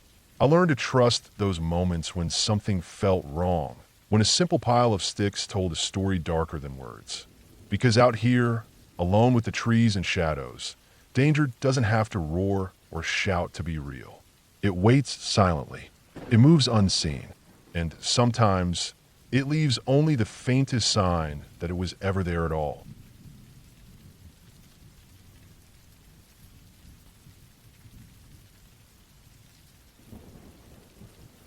I was on a solo patrol in one of the oldest, most rugged parts of the park, a place we called the Pines. It was an area I knew well, but rarely visited because it wasn't popular with visitors. The trails were rough, the trees thick, and the land sloped sharply in many places. It was quiet, except for the sounds of wind and the occasional call of birds. The kind of quiet that makes you pay attention to every little sound. The day started normal. I grabbed my usual gear, a map, compass, radio, flashlight, first aid kit, and plenty of water and snacks. The weather was clear, but cool for late spring. I had a route planned to check on some old trail markers that hikers often missed, making it easy for them to get lost. I knew the forest here could be tricky with its dense underbrush and countless similar-looking pines. I set out mid-morning, walking briskly down the main trail that led deeper into the woods. The sun filtered through the branches, creating spots of light on the forest floor. Pine needles carpeted the ground, soft underfoot, and the scent of resin filled the air. Every few minutes, I stopped to check my map and compass to make sure I was on track. After about an hour, I reached the first set of old trail markers. They were faded and half covered by moss and vines, but still visible enough to confirm my location. I marked my progress on the map and pressed on, heading to the next checkpoint. The forest grew thicker here. The trail narrowed and twisted sharply around large boulders and fallen logs. I had to watch my step carefully. My boots crunched on dry pine needles, and my breathing sounded louder in the silence. Every now and then, a breeze would stir the branches overhead, sending a shower of tiny needles and cones to the ground. About 2 hours into the hike, I started noticing something odd. The trail markers weren't as frequent, and some were missing altogether. I double-checked my compass and map. The path I was following was supposed to be straight here, but the trail ahead looked less defined, almost like no one had been this way in a long time. I slowed down, scanning the area carefully. The forest was dense on both sides, with thick brush and trees growing close together. I realized I might have taken a wrong turn earlier. The map showed a small creek nearby, but I hadn't heard or seen any water for a while. I pulled out my radio and tried to call the station. The crackling sound of static was all I got. No answer. Sometimes in this part of the park, the signal dropped out because of the terrain. I made a mental note to be more careful and turned back a little to find a recognizable spot. That's when I saw it. A small footpath almost hidden beneath fallen leaves and pine needles, running roughly parallel to the trail. It wasn't on my map. I hesitated, knowing that wandering off official trails wasn't recommended, especially alone. But I also knew that if the marked trail was lost, following this smaller path might get me back on track, or at least closer to the creek. I stepped onto it, pushing branches aside. The path was narrower and less traveled. The underbrush clawed at my pants as I walked, and the trees felt even closer together. The canopy thickened overhead, blocking most of the sunlight, and the temperature dropped a few degrees. The quiet here was different, almost like the forest was holding its breath. After about 20 minutes, I reached a small clearing. The ground was uneven and covered with moss and fallen branches. In the middle was an old, rusted metal signpost that looked like it hadn't been touched in decades. The sign was crooked and the letters faded, but I could just make out the words "Old Campground." I felt a brief thrill. This was a spot mentioned in some old park records, but had been closed off for years due to safety concerns. Curiosity made me approach the area carefully. The clearing was surrounded by tall pines that swayed in a sudden gust of wind, their needles whispering above. I spotted remnants of stone fire pits, half buried in dirt and pine needles, and a few rotted wooden benches scattered around. The smell of damp earth and decaying would fill the air. It was eerie but not frightening, just quiet and abandoned. I took a moment to rest and pulled out my water bottle. As I drank, I noticed the sky through the trees was starting to dim. The sun was lowering, and I realized I had lost a lot of time. I checked my watch. I needed to get back to the main trail before it got dark. The radio still gave no signal, and the compass confirmed I was roughly southeast of the park entrance. But without the main trail markers, I wasn't sure which way led back. I packed up and started moving again, tried to retrace my steps toward the creek shown on the map. But after walking for what felt like ages, I realized the terrain was shifting. The gentle slope was now a steep hill covered with loose rocks and fallen logs, forcing me to slow down. The light was fading faster. Shadows grew long and thick between the trees. The forest no longer felt like a safe place. Every crack of a branch or rustle of leaves sounded amplified in the silence, making me jumpy. Then the sound hit me. Not a natural noise, but a faint, irregular crunching, like footsteps. At first, I thought it might be a deer or another animal. But as the seconds passed, the rhythm seemed too steady and deliberate to be wild. I stopped, listening hard, trying to pinpoint where the sound came from. It was behind me, moving slowly but steadily. I felt a sudden chill despite the mild temperature. My heart rate picked up, and I glanced around for a place to hide, or at least some shelter. The forest here had thick undergrowth, branches and bushes that could mask me if I stayed still. I crouched behind a fallen log, heart pounding, and waited. The footsteps grew louder, closer. Something was definitely coming my way. I kept as quiet as possible, breathing shallow. I told myself it was probably a lost hiker or another ranger, but the fear was hard to shake. This part of the park rarely saw visitors, especially at this hour. The crunching stopped nearby. I could almost feel the presence, like a shadow moving just beyond the edge of the log. My mind raced through possibilities. An animal, a hunter, someone else entirely. I remember my flashlight. Slowly, I reached into my pack and flicked it on, shining the beam toward the direction of the sound. Nothing. No one was there. No movement. No eyes reflecting back. I stayed still for several minutes, the light cutting through the darkness. Then I heard the footsteps again, but this time they were moving away, slowly fading into the distance. Relief washed over me, but it was mixed with a nagging unease. I knew I had to get out before dark and fast. I stood and started walking, following my compass toward the creek on the map. The ground was slippery with loose needles and wet patches from recent rain. I kept my flashlight on now, sweeping the beam ahead and to the sides. After another long while, I finally heard water, a soft babbling in the distance. The sound gave me hope. I hurried toward it and soon found the creek, narrow but clear. The map showed the main trail running alongside this creek, so I figured I was close. I followed the creek downstream, stepping carefully on rocks and mud. The light was nearly gone now. The trees were just dark shapes against the sky. Suddenly, the beam of my flashlight caught a flash of something metallic near the water, a small, half-buried tin can. I stopped and knelt down to examine it. It looked old and dented, but clearly man-made. Something about it fell out of place here. I pocketed the can, thinking it might be evidence of an illegal campsite or dumping. I needed to report it when I got back. Then, the noise returned. Footsteps, closer this time, breaking branches and rustling leaves. I spun around, shining the light into the shadows. This time I saw movement, a figure crouched low, moving fast between the trees. It was too dark to make out features, but I knew it was human. I ran. The creek narrowed, and the bank grew steep. I scrambled up the slope, branches grabbing at my jacket, trying to slow me down. The footsteps were right behind me. Panic made my legs burn, my breath ragged. I didn't look back. I burst through a thicket and onto a narrow trail, the main trail. Relief hit me hard, and I bolted down it, knowing it would lead me back to the park entrance in safety. I didn't stop running until the park ranger station lights came into view. I collapsed on the porch, hands shaking, heart racing. I radioed for backup, explaining everything. Losing the trail, the footsteps, the figure. They sent a team out to search, but when we returned together the next day, the smaller path I had taken was overgrown, almost invisible. The old campground clearing was empty, silent as ever. No sign of the person I'd seen. The rusted tin can was the only clue that someone else had been in those woods recently. I learned something important that day. The forest isn't just quiet and peaceful.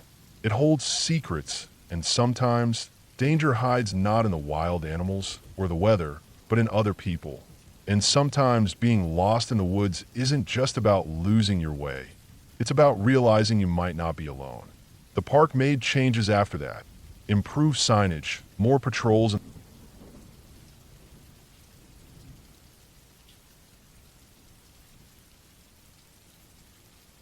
I'm a park ranger. That's what I do. I patrol the woods, maintain trails, check on campers, and keep an eye out for trouble.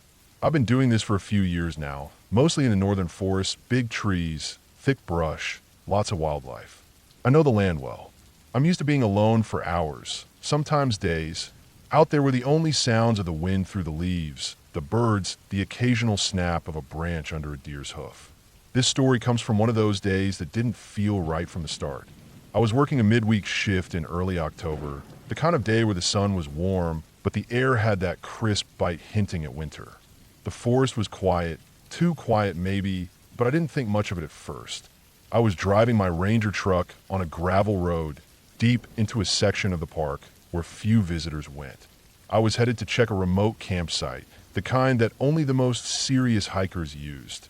No cell service, no electricity, just a few fire rings and a pit toilet. The road was narrow, twisting between towering pines and hardwoods that had started to shed their leaves.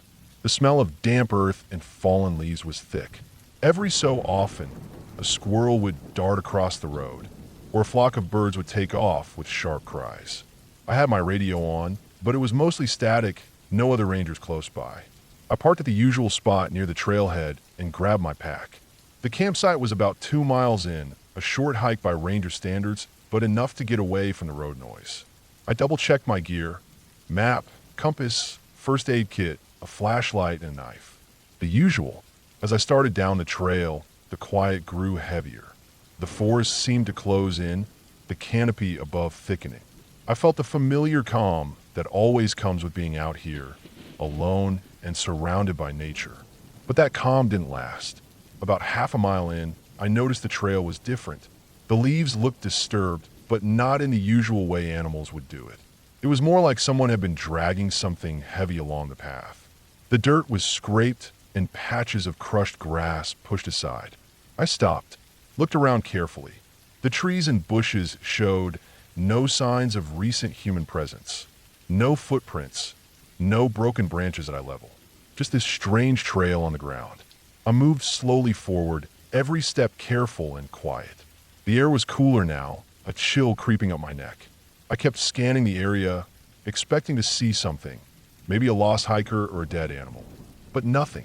Then I heard it, a soft, almost muffled thump like something hitting the ground a few yards ahead. I froze, waited. The forest held its breath. I moved cautiously toward the sound, following the trail of disturbed leaves and dirt.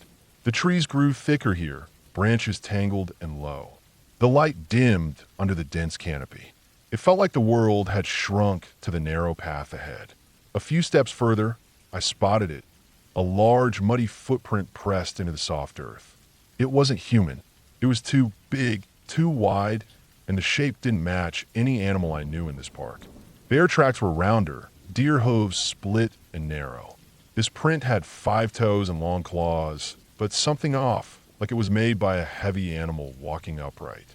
I knelt down to examine it. The mud was fresh, maybe hours old, but there was no trail of similar prints. Just one, and then the trail of scraped leaves. That's when I realized something else. The air smelled strange, metallic and sharp, like blood. I didn't want to believe it. I told myself maybe an animal had been injured, maybe it was a hunter's leftover wound. But the more I looked, the more I realized this wasn't normal. I reached into my pack and pulled out my radio. I keyed the mic and sent a message to the ranger station. This is Ranger Lewis. I found something unusual about a mile in on the West Ridge Trail, requesting backup and medical support. Possible injured animal or person. There was no reply. I tried again. Static. No response. The forest seemed to grow darker. The the sun lowering behind thick clouds. I moved forward, following the trail where the ground had been scraped. It led to a shallow ditch, half hidden by leaves and branches. I shined my flashlight down. There was a deer badly injured. Its leg was twisted at an odd angle, and it had deep gashes across its side. The animal was still breathing, shallow and ragged. I set my pack down, took my knife, and started a quick assessment. I didn't have much to treat the wound, but I knew I had to stabilize the leg if I could. The animal was in shock, eyes wide and glassy. Then I heard it again. That sound, low, heavy breathing nearby. I froze, heart pounding. Slowly, I scanned the trees, the brush. Something moved just beyond the edge of my light. Large, slow, watching. I didn't dare call out or move too quickly. I reached for my radio again. Still dead. The thing stepped closer, and I saw it, shadowed by the trees, tall and broad, its face hidden. The noise it made was a low grunt, more animal than human. I realized it was no bear, no elk. It was something else, something that moved like a man, but wasn't quite right. I backed away slowly, my eyes never leaving the figure. The deer twitched weakly, and the creature snarled softly. I turned and ran, pushing through the underbrush as fast as I could. The forest echoed with the sound of breaking branches behind me. I didn't look back. I ran until the trail opened onto the road, heart racing, breath burning. I jumped in my truck, locked the doors, and started the engine. As I drove away, I watched the tree line, but the thing didn't follow. I radioed the station one last time. This time, someone answered. I told them what I saw. They told me to get to safety. The next day, I went back with the crew. We searched the area, but found no sign of the creature. The deer was gone, and the strange footprints disappeared. Since then, I've stayed away from that part of the park. I don't talk about what I saw, because people don't believe things that don't make sense. But I know what I saw was real. Out here in the wild, there are things no one expects, things that don't fit into the neat categories of animals or humans. And sometimes, when you're alone, those things find you first.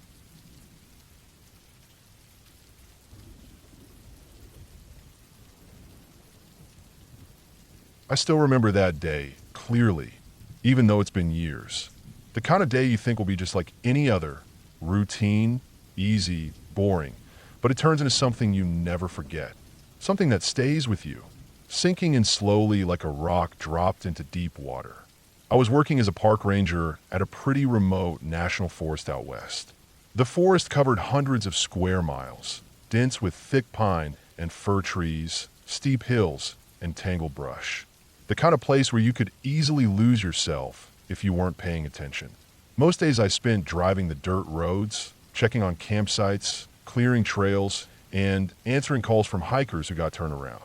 Nothing unusual ever happened until that one day. I started my shift early that morning, just before dawn. The sky was still dark, and the air was cold and sharp with the smell of pine needles and damp earth. I loaded my truck with the usual gear: first aid kit, radio, flashlight, maps, food, and water, then headed out on one of the back roads to inspect a trail that had been reported blocked by fallen trees. The forest was quiet, except for the faint calls of birds waking up and the distant buzz of a creek rushing through the valley. Everything felt still. The road twisted through thick woods, and sunlight hadn't reached the forest floor yet. The shadows between the trees were long and deep. When I reached the trailhead, I parked and stepped out. The air was chilly against my skin. I grabbed my saw and pack and started down the path. The forest around me was thick, with branches reaching overhead to form a canopy that blocked most of the sky. The trail was rugged but familiar. I'd walked it hundreds of times, cutting back brush and clearing debris. Today, the task was to clear a few fallen trees that had be. As I worked, I noticed the usual sounds of the forest: birds, the rustle of small animals in the underbrush, the creak of trees swaying in the wind. The smell of wet soil mixed with pine sap filled my nostrils. I worked steadily, chopping through branches, dragging logs off the path. Time passed quickly. The sun climbed higher, filtering through the trees in shafts of golden light. The forest felt alive but calm. Still, there was something about the silence between the sounds that made my skin prick. like the forest was watching, waiting. I kept moving forward deeper into the woods. The trail narrowed, the trees growing closer together. The ground beneath my boots was uneven, scattered with loose rocks and dry needles. I paused often to catch my breath and look around. Suddenly, I heard it, a faint crunching sound, like footsteps, but slow and deliberate. I stopped and listened hard. The sound didn't come from the trail ahead, but from the bushes off to the side. I called out quietly, "Hello." No answer. The forest stayed silent except for the normal noises of wildlife. But the feeling didn't leave me. I couldn't shake the idea that something was moving just out of sight. I pressed on, trying to ignore the feeling.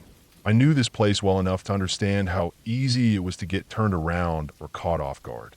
But I also knew the forest better than anyone around here, and this was different. It wasn't a bear or a mountain lion. Those I'd heard and seen before. This was something else. At one point, I stopped to check my radio. The signal was weak, and the static crackled through the speaker. I called dispatch, but got no response. The forest blocked the signal. I wasn't surprised, but made a mental note to head back soon. I move a little faster now, keeping my eyes open for anything unusual. The trail curved sharply downhill and led to a small clearing near a creek. The sunlight broke through here, making the forest seem less dark, but the feeling stayed with me. That's when I saw it. On the edge of the clearing, there were footprints. Human footprints. They were fresh, muddy, deep impressions in the soft earth. Larger than mine. I looked closer. The prints weren't alone. There were drag marks, like something heavy had been pulled across the ground. My heart picked up. I took a few careful steps forward, scanning the underbrush. The footprints led into the woods, deeper than the trail went. I didn't have time to think it over. The place felt dangerous now. I called dispatch again, but still no answer. I checked my watch. It was early afternoon. I had maybe 2 hours of daylight left before the forest would start darkening again. I debated what to do. Head back and report the footprints, or follow them. Something inside me told me to follow. I grabbed my radio, pocketed my saw, and stepped off the trail into the brush. The forest grew thicker here, harder to walk through. The footprints were faint now, but still visible if I looked carefully. The drag marks continued, deeper into the woods. My boots sank into wet soil, and the sounds of the forest changed. The birds stopped singing. Even the wind seemed to die down. Every step felt heavier. My chest tightened, and my eyes darted from shadow to shadow. I kept telling myself to stay calm, that I wasn't alone, but the feeling of being watched was overwhelming. I stopped a few times to catch my breath, listening hard. I heard nothing but the crackle of dry leaves underfoot and the distant gurgle of the creek. Then I saw it, a small clearing up ahead with something tangled in the bushes. I moved closer and froze. It was a backpack, old, torn, and caked with dirt and dried leaves. I looked around carefully. Nearby, a piece of torn clothing caught my eye, fabric snagged on a branch. My mind raced. The footprints, the drag marks. This wasn't just someone hiking who got lost. I reached into the pack and found a water bottle, some food wrappers, and a crumpled map. No name or identification. Nothing that told me who it belonged to. I pulled out my radio again. Static. No signal. I was alone, deep in the forest, with signs that someone else had been here recently, and might still be nearby. The sun was starting to lower. Shadows stretched long across the forest floor. I knew I had to get out before dark, but I couldn't just leave without telling someone. I turned back the way I came, watching every movement in the trees. The forest felt darker already, even though the sun hadn't fully set. The temperature dropped sharply.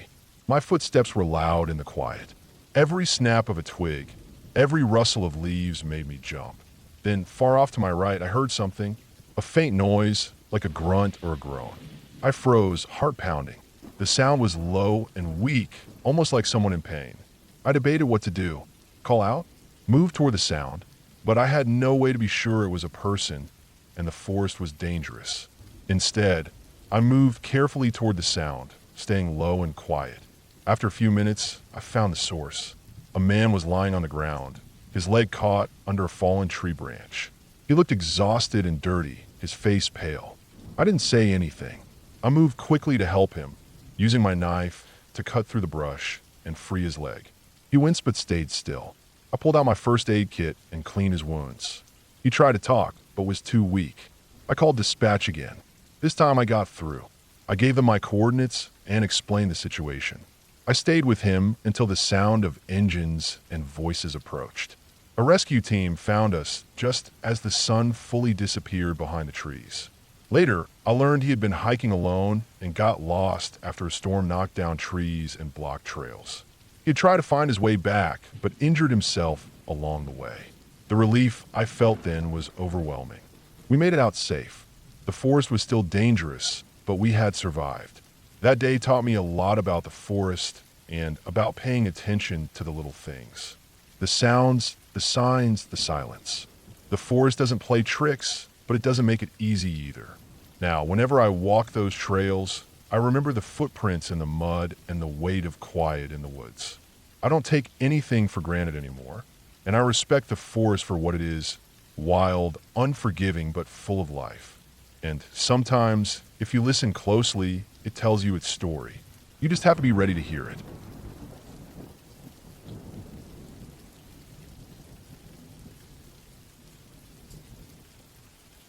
I've worked as a park ranger in the Sierra Nevada for over 5 years now. Summers were always busy with tourists, hikers, and campers, but the quiet late fall days were when the forest felt truly alive, and sometimes truly dangerous. One October morning, I was on a solo patrol in a remote section of the park called Dead Man's Ridge. It's a stretch of dense pine and fir trees, with steep slopes dropping off to a rocky creek below. Not many people come this far. The trail is rugged and poorly marked. The air was crisp, the kind that makes your breath visible and your skin tighten. Leaves underfoot crackled with every step. I had a routine to check for trail damage, fallen trees, and any signs of wildlife activity. The last couple of weeks had been dry, but I knew the rain was coming soon, so I wanted to finish this patrol before the trail got muddy and dangerous. I carry my usual gear: a small pack with first aid, a handheld radio, a flashlight, a multi-tool, a map, and my trusty knife strapped to my belt. My boots were solid, and I had an extra jacket tied around my waist. The morning sun filtered through the canopy, casting long shadows across the ground. I paused frequently to scan the area. Sometimes the woods were too quiet, and that made me uneasy. I looked for deer tracks or fresh scat. Anything that might tell me the animals were still moving around before the colder weather pushed them deeper into the forest. About 2 hours into my hike, I reached a fork where the main trail split. The right path was wider and well-trodden, leading to a small ranger cabin used in summer. The left path was narrow, barely visible in some spots, and it wound steeply uphill. I hadn't planned to go that way, but I decided to check it out. Something about the angle of the sun and the curve of the trail made me think the cabin might be empty, maybe a good place to rest for a few minutes. The narrow trail was tougher. Roots and rocks jutted out, and the slope was slippery with old pine needles. I moved carefully, stepping with purpose to avoid twisting an ankle. The forest around me grew thicker. The pines stood close, their trunks like tall pillars. The smell of damp earth and pine resin was strong. About 20 minutes up, I saw a broken branch near a cluster of bushes. It looked fresh, snapped off at a sharp angle. I stopped and looked closer. No footprints, but the broken branch could mean an animal or a person had passed recently. I scanned the area with my eyes and the radio in my hand, just in case. I didn't hear anything but the distant rush of the creek below and the wind brushing through the treetops. No birds, no squirrels, just silence. I shrugged it off and kept going. Then, I noticed the trail was fading more quickly than I expected. The ground was softer here, damp and muddy, making it harder to see the path. The trees were denser. I checked my map. According to it, the trail should curve sharply left and head downhill to the cabin, but the terrain looked different. Maybe I'd taken a wrong turn. I stopped and unfolded the map. The fading light made it harder to see. I cross-checked with my GPS, but the signal was weak. Dead Man's Ridge was notorious for poor reception. My heart started to beat a little faster. Being off-trail in these woods could be dangerous. I turned around to retrace my steps, but the forest behind me didn't look like the way I came either. The trees all looked the same. The shadows were longer now, and the sky above was darkening fast. I could hear the creek still, but it sounded farther than before. I felt the weight of isolation settle on me. I kept walking, trying to find anything familiar, a tree with marks, a rock formation, a trailblaze. But the woods seemed endless. The forest floor was soft with moss and fallen leaves, swallowing my footprints. I called out a few times into the quiet, but only the wind answered back. Time was slipping away. I looked at my watch. I had about 2 hours of daylight left. If I didn't find the cabin or the main trail soon, I'd be walking in the dark. I flicked on my flashlight and kept moving slowly. Then I heard something far off, a faint rustling. It wasn't the wind or an animal. It was more rhythmic, like footsteps. I froze, listening. The noise stopped abruptly. I looked around, shining the beam through the trees. Nothing. My mind raced. It could be another hiker, maybe someone lost like me. Or worse, someone who didn't want to be found. I gripped my knife a little tighter. The forest suddenly felt much bigger and more hostile. I walked faster, heading downhill now, hoping to find the creek and follow it back to the main trail. The terrain got steep and slippery.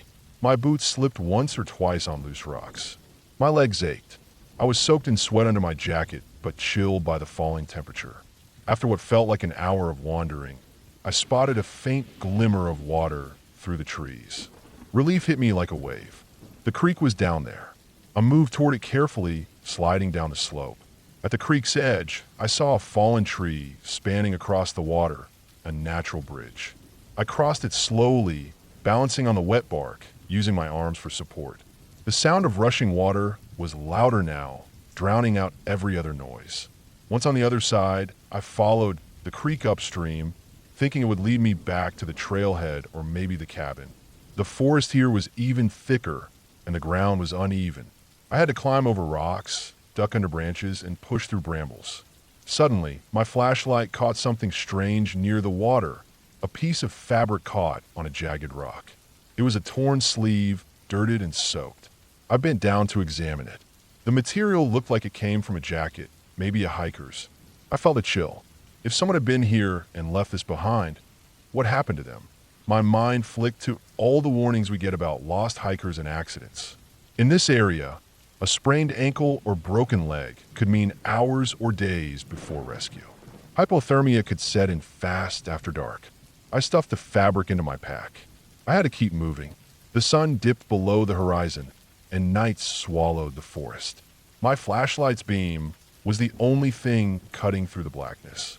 The sounds of the creek, the wind, and distant wildlife filled the night, but I stayed alert. I kept listening for any signs of other people or danger. At one point, I tripped over a root and fell hard on my left arm. Pain flared sharp, but I didn't have time to stop. I pushed myself up and kept going, gritting my teeth. The cold was seeping in now, and I knew I needed shelter soon.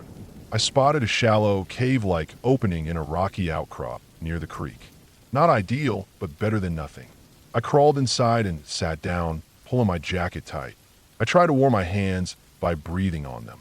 My mind kept running through scenarios. What if I stayed here all night? How long would it take someone to find me? I sent a quick message on my radio. No response. The batteries might be dying. Sleep wouldn't come. The dark pressed close, and every sound made me jump. The creek's roar was a steady companion, but so was the feeling of being watched, even though I knew it was only my nerves. Hours passed. Eventually, the sky lightened with the first hint of dawn. I waited for the sun to rise and warm the forest before moving. When the pale light spilled through the trees, I felt a little braver. I stood up and took a deep breath. I looked around, then started walking downstream, following the creek with hope. The forest was less intimidating in the daylight.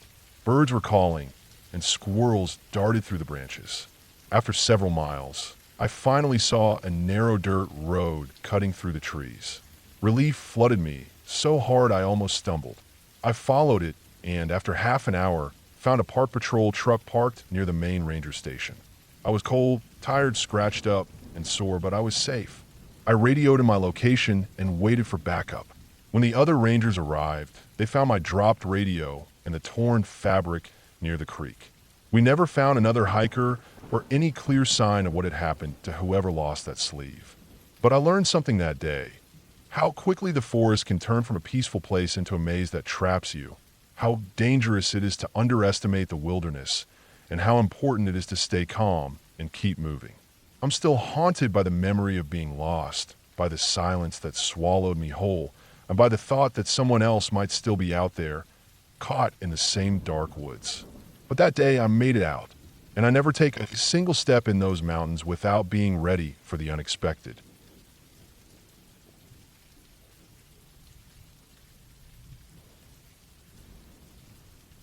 I've been a park ranger for nearly 10 years, and most days, my job feels like a routine. Early morning patrols on dirt roads, checking trails, looking for broken branches, weird tracks, or signs of illegal campfires. I know this forest like the back of my hand, every bend in the trail, every creek crossing. But one week in late September, when the days start to cool and the nights stretch long, reminded me just how thin the line is between peace and something that gets under your skin. I was assigned to the northeast section of the park, a part known for its dense pine stands and deep valleys carved out by streams. This area wasn't popular with casual hikers, too rough, too remote, but it was a favorite with hunters and backcountry campers, the kind who like to get off the grid, away from cell service and other people. I had a routine that day. I got to the ranger station at first light, grabbed my gear, double-checked my radio, flashlight, map, and the usual first aid kit. The sun was just starting to peek over the eastern ridge, casting long shadows across the gravel parking lot. The air smelled sharp and fresh, like pine needles and cold earth. The plan was to patrol the Timber Ridge Trail, about 6 miles of rough single track winding up the slope and then descending near the headwaters of Miller Creek. The trail was popular for its views, but not heavily trafficked. I liked it because it was quiet and I could move fast. I didn't expect anything out of the ordinary. I parked my truck at the trailhead, locked up, and started up the path. The morning was cool but not cold, and the forest was waking up, bird song, the rustle of small animals in the underbrush, the faint sound of the creek far below. The pine needles underfoot made a soft crunch with each step. I felt good, clear-headed, ready. As I hiked, I checked for trail damage and signs of unauthorized use. A few broken branches here and there, some fresh deer tracks crossing the trail. Nothing unusual. I kept my eyes on the trail and my ears open for sounds out of place. About 2 miles in, the trail got steeper. I slowed, breathing heavier, taking breaks to sip water from my canteen. The sun was higher now, slipping through the trees in shafts of light, warming patches of moss and rock. I stopped for a moment at a switchback to look out over the valley. The view was sharp, rolling hills, green and gold with the last leaves turning. I could see the faint trail snaking down toward Miller Creek. Then I heard a low sound from off the trail, maybe 100 feet downhill. It was subtle at first, like a branch snapping underfoot.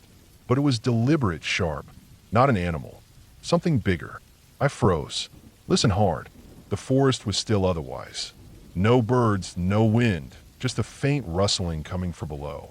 I shouldered my pack, reached for my radio to call in, but the signal was weak out here. Then came the second sound, a crunch heavier this time, closer. Someone was moving through the underbrush down below, near the creek. The terrain was steep and rough, mostly rocky with scattered trees. Hard to see much from above. I debated what to do. The area was known for illegal hunters, people who ignored rules, and sometimes poachers. The forest was protected, and I was the law here. But going down there meant leaving the trail and slipping through thick brush on a steep slope. It was dangerous. Still, I couldn't just ignore it. I picked my way down carefully, placing each foot on solid rock or root to keep balance. The underbrush was thick, fir, pine, some brush that scratched my arms through my sleeves. I moved quietly, listening. The noises stopped. When I reached the creek, the ground flattened. The water was clear and cold, flowing over smooth stones. I scanned the opposite bank, but saw no one.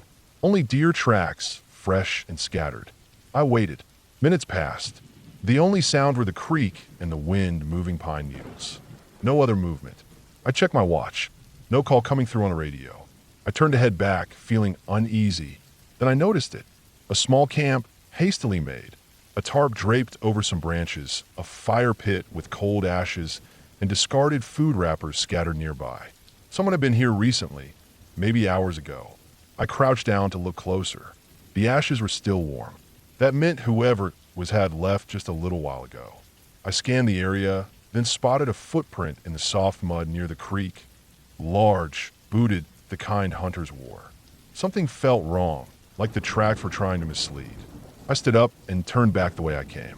As I climbed the slope again, I heard the crack of a branch, something breaking farther up the trail behind me. I stopped, heart pounding, listening hard. No footsteps on the trail. No voices. Just silence.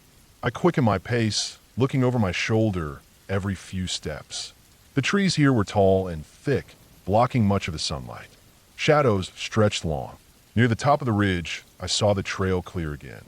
I reached the spot where I'd left my pack and paused to catch my breath. The feeling of being watched was strong now. I reached for my radio and finally got a signal. "This is Ranger Adams," I said quietly. "I'm near Timber Ridge, found signs of unauthorized camping. Could be poachers. Request backup." Static. No reply. I tried again. Still nothing. The forest seemed to close in around me. The usual sounds had gone dead silent. No birds, no wind, no creek. I started down the trail, moving faster now. Every few steps, I heard a faint noise behind me. Branches snapping, soft footfalls, but when I looked, there was nothing. The trees blurred past as adrenaline took over. I told myself it was just animals, deer, elk, maybe a bear moving away. But the feeling wouldn't leave. At the bottom of the trail, near the truck, I finally reached the road. The gravel crunched under my boots. The open air felt safe, almost surreal after the tight, dark forest. I climbed into my truck, locked the doors, and tried the radio again. Nothing. The engine roared as I started down the dirt road. I kept my eyes on the trees lining the road, watching for movement. Nothing appeared. A few miles down, I stopped at a ranger checkpoint to report what I'd found. My voice was steady, but inside I was still keyed up. Back at the station, the dispatcher checked with nearby units. They said no one else had seen anything suspicious. But I knew. That night, lying in the small ranger bunkhouse, I couldn't sleep. The silence of the forest that day, the sounds behind me, the feeling of eyes watching, it stayed with me. The next morning, a search team went back to Timber Ridge. They found the camp and tracks I'd seen, but no sign of anyone. No weapons, no game, no trash other than what I'd already noted. They closed the case as another illegal camp. But I know better. Sometimes in the woods, you get the feeling that you're not alone, even when you are. And sometimes, whatever's out there doesn't want to be found. It was months later when I heard about a missing hunter, someone who'd been in the same area around the same time. No trace was ever found. I never saw whoever or whatever was moving in those trees. But I learned something important that week. Out here, in the wild, it's not the ghosts or legends you have to fear. It's the fact that humans can disappear quietly. And sometimes, the forest just keeps its secrets.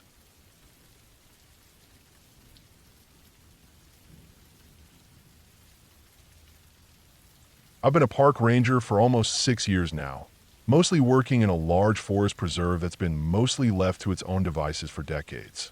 It's not some manicure national park with visitor centers and paved trails everywhere. This place is wild, dense, and in some areas, so thick with undergrowth that's almost like the forest is swallowing itself whole. I like it that way. It's where I feel most at home. But it can also be dangerous if you're not careful or if you start thinking you're the only living thing around. That summer started like any other. The heat was settling in early, the kind of heat that hangs heavy in the air and makes the leaves droop. The trails were dusty and dry. The creeks were low, and the usual sounds of the forest, birds, cicadas, the wind through the branches, were still, almost too quiet in some places. I was working the late afternoon shift, which meant I'd be out patrolling the deeper parts of the forest until dark, then heading back to the ranger station once the night watch took over. That day, I decided to take one of the lesser-used routes, a trail called Timberline that only the most adventurous hikers and hunters ever used. The path itself was narrow and rocky, winding up through a steep slope where the trees grew tall and thin. The sun was already low, casting long shadows across the forest floor, and the smell of pine mixed with dry earth was strong. As I walked, I kept my eyes peeled for any signs of trouble, illegal campers, poachers, or just people who got lost. I'd done this walk 100 times before, but this day, something felt different. At first, it was subtle. The forest felt too still. No birdsong, no rustling of small animals. Usually, even when it's hot and dry, you'll catch the faint sound of a squirrel or a jay. But not this time. It was like the whole area was holding its breath. The trail grew steeper as I climbed, and the trees crowded closer, their branches clawing at the sky. I felt a chill run down my spine despite the heat. I told myself it was just nerves or maybe the quiet getting to me. Then I heard it, a crack like a branch snapping off under weight, somewhere ahead and to the right of the trail.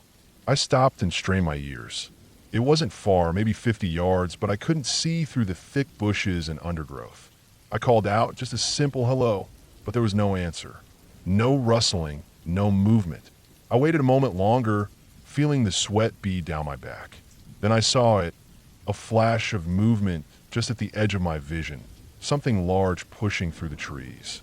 I gripped my radio, ready to call in if I needed backup, but I kept walking slowly forward. When I got closer, I realized it wasn't an animal or a person. It was a fallen tree, but not a normal one. This tree had fallen recently, blocking part of the trail and creating a natural barrier. The branches were cracked and splintered, like something heavy had smashed it down hard. I moved carefully around it, watching the ground for tracks. That's when I saw the footprints. They weren't animal prints. They were human, large and deep in the soft earth at the edge of the trail. They led off the path into the thick woods. My stomach tightened. Illegal hunters sometimes came here, but they usually stayed near the trails. Whoever left these tracks had gone deeper into the roughest part of the forest. I followed the prints, pushing through the thick brush. The sun was setting fast, and the shadows in the forest grew longer, turning everything darker and harder to see. My flashlight was still in my pack, but I didn't want to pull it out yet. I wanted to keep my night vision for as long as possible. The footprints were fresh, maybe a day old, but what bothered me was how heavy the person must have been. The prints were huge, and they sank deep into the earth, as if carrying something heavy or moving fast. I started to hear noises too, distant sounds like breaking branches, but irregular, not the steady pace of an animal moving. Something was out there. I slowed down, scanning the trees carefully. The forest felt like a trap now, the darkness creeping in around me, the shadows twisting and hiding things. I wasn't alone. I knew that much. Then I saw it, a glint of something metallic caught in the fading light. I moved closer and found an abandoned campsite. It was rough, just a fire pit with some burnt wood, a few crushed cans, and a torn backpack half covered with leaves. No sign of whoever had been here, but the place was clearly recent. I could smell the faint smoke, almost still warm. My heart beat faster. Why would someone set up a camp here, deep in the wild, and then leave it so suddenly? I checked the area, looking for any other signs. The backpack was empty, except for some scraps of food and a small pocket knife. No ID, no phone, nothing that could tell me who had been here. The fire pit looked hasty, like someone was trying to stay warm or cook something quickly. I kept moving, following the footprints that veered away from the camp and deeper into the forest. The trees grew even thicker, the ground uneven and covered with loose rocks and fallen leaves. My boots slipped a few times on the unstable soil. As the last light disappeared, I pulled out my flashlight and switched it on. The beam cut through the darkness, bouncing off trunks and underbrush, revealing twisted roots and fallen branches. I was alone in a dark, silent world. That's when I heard it again. A rustling just beyond the light. Something moving fast through the bushes. I stopped, heart pounding. The noise stopped too, like it was waiting. I called out softly, "Hey, ranger here." No answer. The forest seemed to close in around me, every shadow a possible threat. I took a step forward, then another rustled to my left. I swung the flashlight beam, catching a deer bounding away into the night. I let out a breath, but the tension didn't leave. The footprints I'd been following stopped here, near a small clearing where the moonlight spilled down through a gap in the branches. The clearing was empty except for an old hunting blind, falling apart and covered in moss. I shined the light inside the blind, careful not to get too close. It was empty, but on the ground were some fresh scratches, claw marks, or maybe something sharp scraped into the wood. My skin prickled. Whoever had been here wasn't just camping. They'd been hiding, watching, maybe even waiting. I radioed the station, telling them my location and what I'd found. I told them to send backup, but I knew it would be at least an hour before anyone could get out here. I decided to wait, staying near the clearing, but out of sight behind a large fallen log. I didn't want to make a fire or a noise that would give away my position. I sat there, flashlight off, listening. The forest was alive with sounds now. Distant hoots of owls, the whisper of the wind through the trees, the rustling of small animals. But beneath it all, I could still feel that other presence. Something watching from the darkness beyond the clearing. Hours passed. The moon moved across the sky, the cold of the night creeping into my bones. My hands were numb, and my eyes burned from staring into the blackness. I thought about leaving, about getting back to the safety of the ranger station. But something held me there. A sudden snap to my right broke the silence. I swung the flashlight beam over, catching a figure moving fast between the trees. I yelled, but the person didn't stop. I took off after them, the beams swinging wildly, trying to keep up. The chase was short and chaotic. The figure vanished into the dense forest, too quick to catch. I stopped, panting, heart racing. The forest was quiet again. I had to call it in. I radioed the station, telling them everything. They told me to stay put and wait for backup. While I waited, I thought about what I'd seen. The person was alone, moving fast but scared. Or maybe desperate. The forest wasn't an easy place to hide, and they had to know that. Finally, the backup arrived, a couple of rangers with flashlights and radios. We searched the area thoroughly, but found no sign of the figure. The next day, a search team came in with dogs and more equipment. They found the person's tracks leading to a shallow cave nearby. Inside, they found an injured man, disoriented, dehydrated, and clearly exhausted. He had been lost for days, tried to escape from something we never fully uncovered. There was no evidence of violence, no sign of other people. Just a desperate man lost in the wilderness, surviving on scraps and hiding from his own fears. We got him out safely, and he was taken to a hospital. The forest returned to its quiet ways, the secrets hidden beneath the trees once again. That night, when I lay in my bunk at the ranger station, I thought about how the forest can be a living, breathing thing. Not in some mystical way, but in the way it can trap you, confuse you, wear you down. And sometimes, the scariest thing isn't a monster or a ghost. It's the wilderness itself, the endless trees, the dark spaces, the feeling that no matter how well you think you know it, the forest always has the upper hand.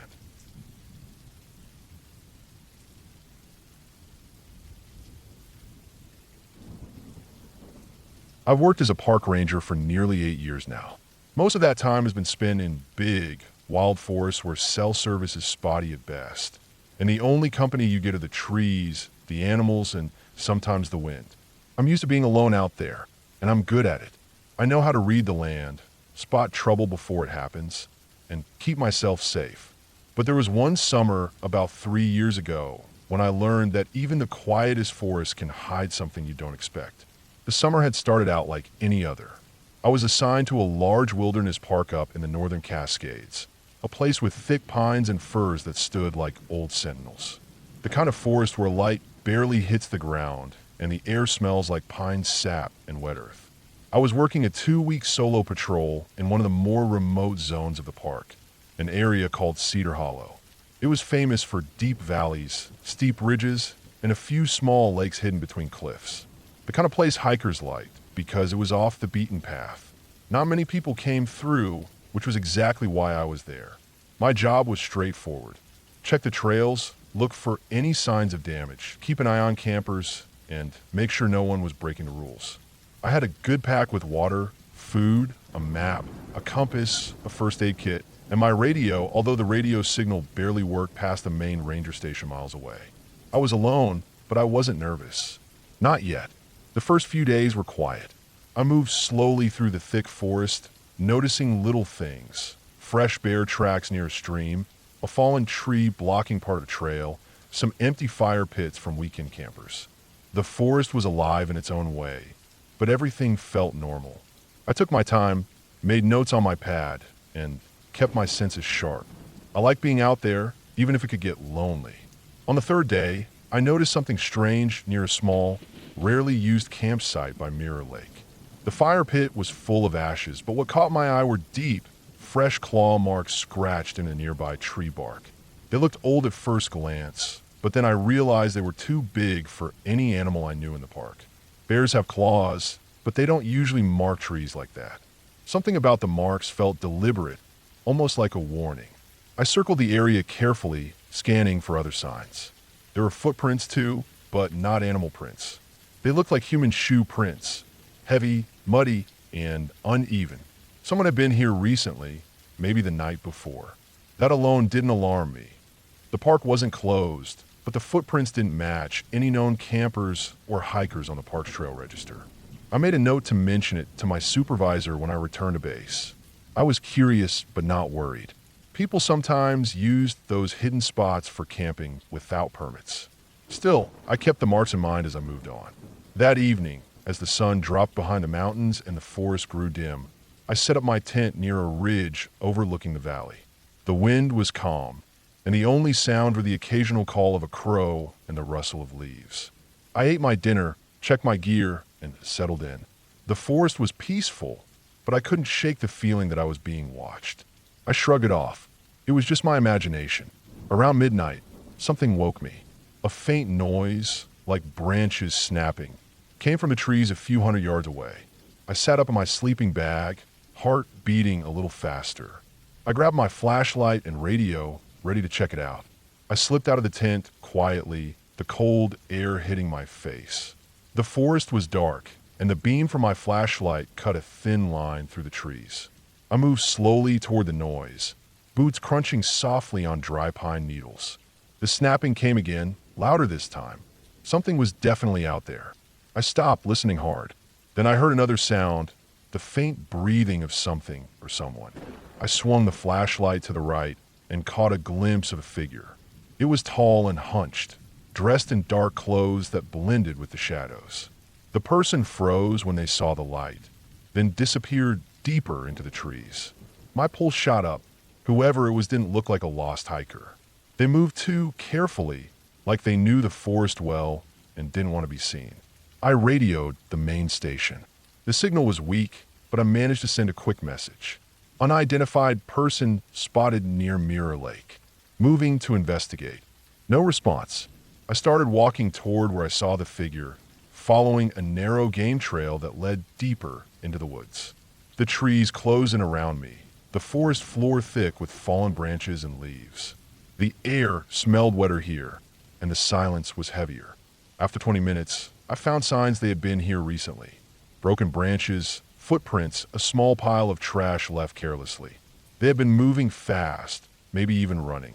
Then I found something that made my skin crawl, a shallow pit dug into the dirt, roughly 2 feet wide. Inside were several small bones, animal bones I thought at first, but on closer inspection, I realized they were human. Finger bones. I stared for a long moment, the flashlight beam trembling in my hand. Someone had been here, and they had been disturbing the earth. What for? I couldn't say, but the place felt wrong, like a secret no one was meant to find. I took pictures and sent them over the radio with another message. Found human remains near pit. Possible grave disturbance. Need backup ASAP. Still, no answer. That's when I heard the footsteps again, louder now, coming from behind me. I spun around. The forest was empty, but I wasn't alone. For the next few hours, I moved cautiously, keeping my flashlight ready and my senses sharp. The footsteps and snapping branches followed me at a distance, But every time I turned, nothing was there. I didn't sleep that night. I sat by my tent, scanning the dark, thinking about what I'd found. Someone was out here, someone dangerous, and they knew I was there. The next morning, I tried calling for backup again. Finally, the radio crackled with a voice. "Base here. What's your status?" I told them everything. The footprints, the claw marks, the human bones, the strange figure.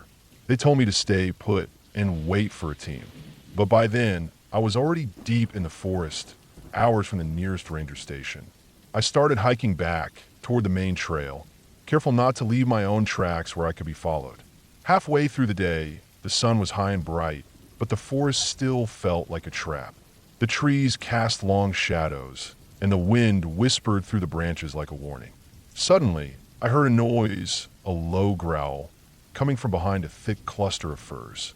I froze. A large black bear stepped out, its eyes fixed on me. It was huge, bigger than any bear I'd ever seen on patrol. Usually, bears avoid humans, but this one was different. It wasn't scared. I backed away slowly, speaking in a calm voice. Bears can be unpredictable, and I knew better than to run. But as I turned, I caught movement to my left, a dark figure darting between the trees. The bear roared, lunging toward the noise, and I took the chance to break into a run. I didn't stop until I reached the main trail, where the sunlight was strong and the trees were thinner. By the time backup arrived hours later, I was shaken but safe. They searched the area thoroughly. The bones were sent for testing, and the claw marks were examined. They suspected the figure I saw was someone illegally camping or worse, someone with a criminal past hiding out in the forest. The park increased patrols and closed parts of Cedar Hollow to the public for a while. No one else reported strange sightings after that, and the forest slowly went back to its quiet self. But for me, the memory stayed. That summer, the forest taught me a lesson I wouldn't forget. The real fear in the wilderness isn't ghosts or monsters. It's the people you don't expect, hiding in the shadows, watching, waiting. You think you're alone out there, but sometimes you're not.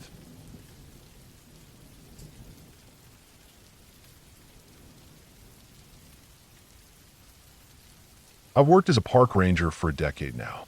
The job isn't just about handing out maps or checking permits. It's about knowing the land, watching for danger, and being ready when things go wrong. Most days it's calm. The woods are quiet except for birds or the rustling of deer moving through the brush. But some days, the forest reminds you that it's wild, unpredictable, and you're just a visitor here, not the master. This story starts on one of those days. It was early fall, and the heat from summer was finally breaking. The mornings had a sharp edge to them, the kind of chill that clings to your skin before the sun climbs high enough to burn it off. I started my shift at dawn, pulling on my standard issue boots, jeans, and the green shirt that identified me as part of the park staff. The forest was still mostly dark when I stepped outside the ranger station, the air thick with the smell of wet earth and pine needles. I had a routine to follow that day. Check the lower trails, especially around the creek where a family had reported some suspicious activity a few days before. Something about strange noises and a feeling of being watched. People tend to get jumpy in the woods, especially when they're unfamiliar with the sounds of wildlife, but I took every report seriously. You never know what's out there. The trail to the creek was narrow and winding, covered in leaves that had started to turn yellow and brown. The forest canopy was dense here, with towering oaks and maples casting mottled shadows on the ground. As I walked, I kept my eyes sharp, watching for broken branches, unusual tracks, or any sign that something or someone had passed through recently. It wasn't long before I noticed it. The ground was disturbed, more than just the usual footprints of deer or raccoons. The soil looked churned up, like something heavy had dragged across it. I crouched down and examined the marks closely. They were deep gouges in the dirt, uneven and fresh. The trail was supposed to be well-traveled, but there was no sign of the typical boot prints around the disturbed area. Instead, it looked like something larger, heavier, had passed through, leaving these deep impressions. I pulled out my field notebook and sketched the marks, noting the location with my GPS. There was no sign of human presence. No trash, no discarded water bottles, no cigarette butts, Nothing to suggest campers or hikers had been there recently. I kept moving toward the creek, the sound of water growing louder with every step. The air felt cooler here, damp from the mist rising off the surface. The creek was low but steady, water trickling over rocks and roots. I scanned the banks, looking for anything unusual. That's when I saw it. A pile of clothes, partially hidden in the brush near the edge of the water. It looked like a jacket and some pants, soaked and muddy. My heart quickened. Who would leave clothes here, in this part of the park, far from any trailhead? I approached cautiously, keeping my radio close in case I needed backup. The clothes were old, probably left there for days. No sign of a person nearby. But then I noticed something else. Tracks leading away from the clothes, deeper into the forest. Larger than any humans, and not like any animal I'd seen before. The prints were oddly shaped, with long toes and thick pads, almost like a giant's footsteps. I followed them. The forest grew thicker as I moved deeper. The sunlight barely reached the ground through the dense canopy, casting everything in a dim, greenish light. The air was heavy with the smell of moss and decaying leaves. Every snap of a twig under my boots sounded loud in the stillness. The tracks led me off the main trail and into an area I didn't visit often.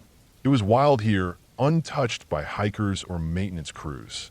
I kept my flashlight ready, even though it was still morning, because the trees blocked the light enough to make it hard to see clearly.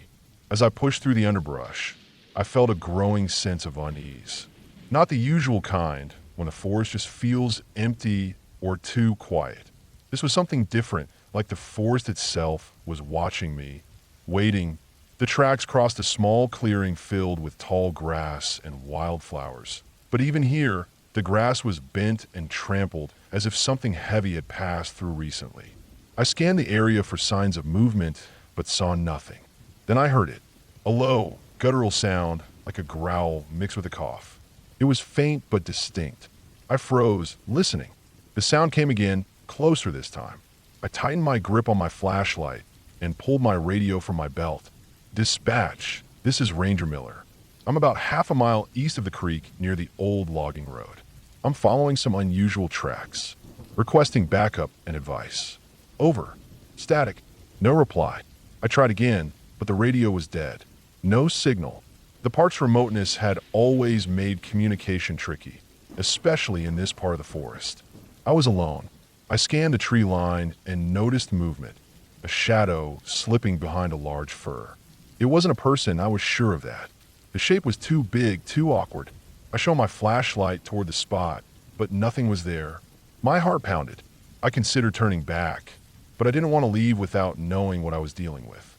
The growling came again, louder this time and closer. It wasn't a typical animal sound.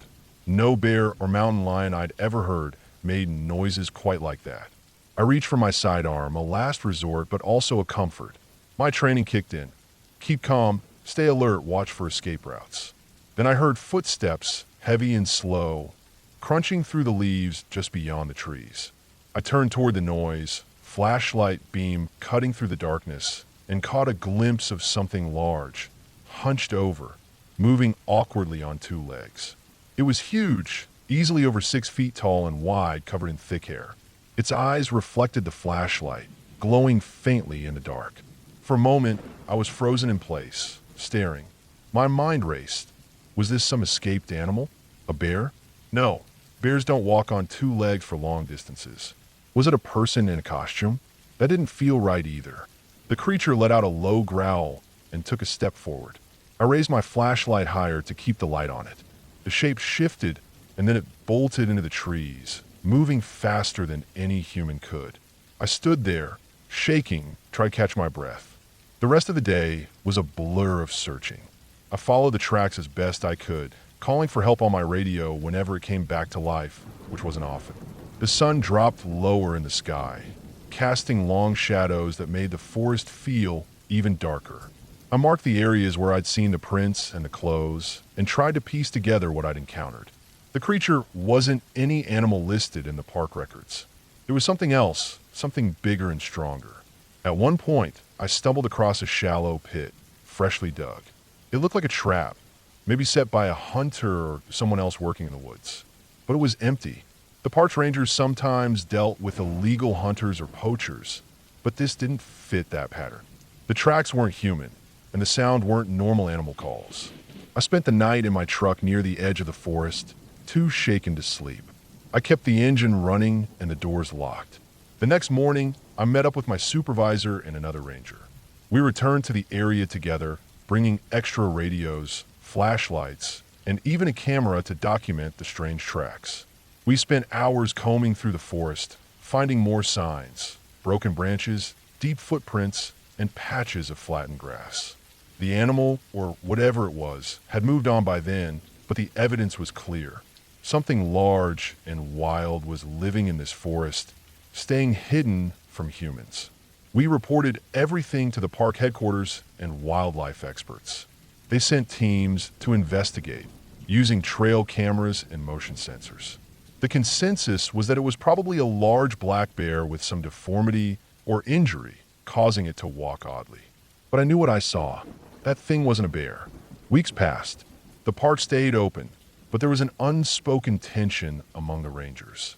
We all knew something was out there, watching. The tracks continued to appear in different parts of the park, always fresh, never accompanied by any other signs. The reports from visitors trickled in. Strange noises at night, glimpses of a large figure moving through the trees, the feeling of being followed. I stayed alert on every shift, always scanning the shadows, trusting my instincts. One day, months later, while doing a routine patrol near the creek, I found something new. A crude camp, hidden deep in a thicket. It looked like someone had lived there for a while. A fire pit with cold ashes, makeshift bedding, empty cans and bottles. But no people, no footprints leading away from the camp, no signs of recent human activity. Instead, I found large hair tufts caught on the branches, thick, dark, and coarse. I bagged the samples and sent them to the lab. The results came back inconclusive, not matching any known local wildlife. I never got a clear answer about what I encountered that fall. The park continues to be a place where nature is in charge, and some mysteries are left unsolved. But one thing is certain, out there in those dense woods, something lives that doesn't.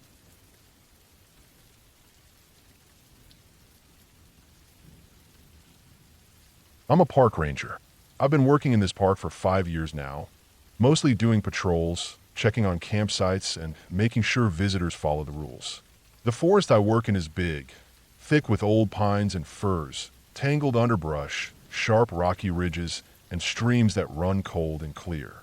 It's a beautiful place, but it's also wild. And sometimes it's dangerous. One spring afternoon, I was doing a solo patrol on one of the less used trails, a narrow footpath that winds deep into the forest. The trail leads to an old lookout tower that was decommissioned years ago, but some hikers still like to go there for the view. The weather was clear and cool, the kind of day where the air smells sharp and fresh with pine and wet earth. I had my usual gear, a backpack with water, a first aid kit, a flashlight, my radio, and a small folding knife. I always carry my handgun too, but I left it locked in the ranger station that day, figuring I'd be fine on a quiet afternoon. I've been on this trail many times before. I started walking at about 2 p.m. The forest was quiet, except for the crunch of my boots on the dry pine needles and occasional bird calls.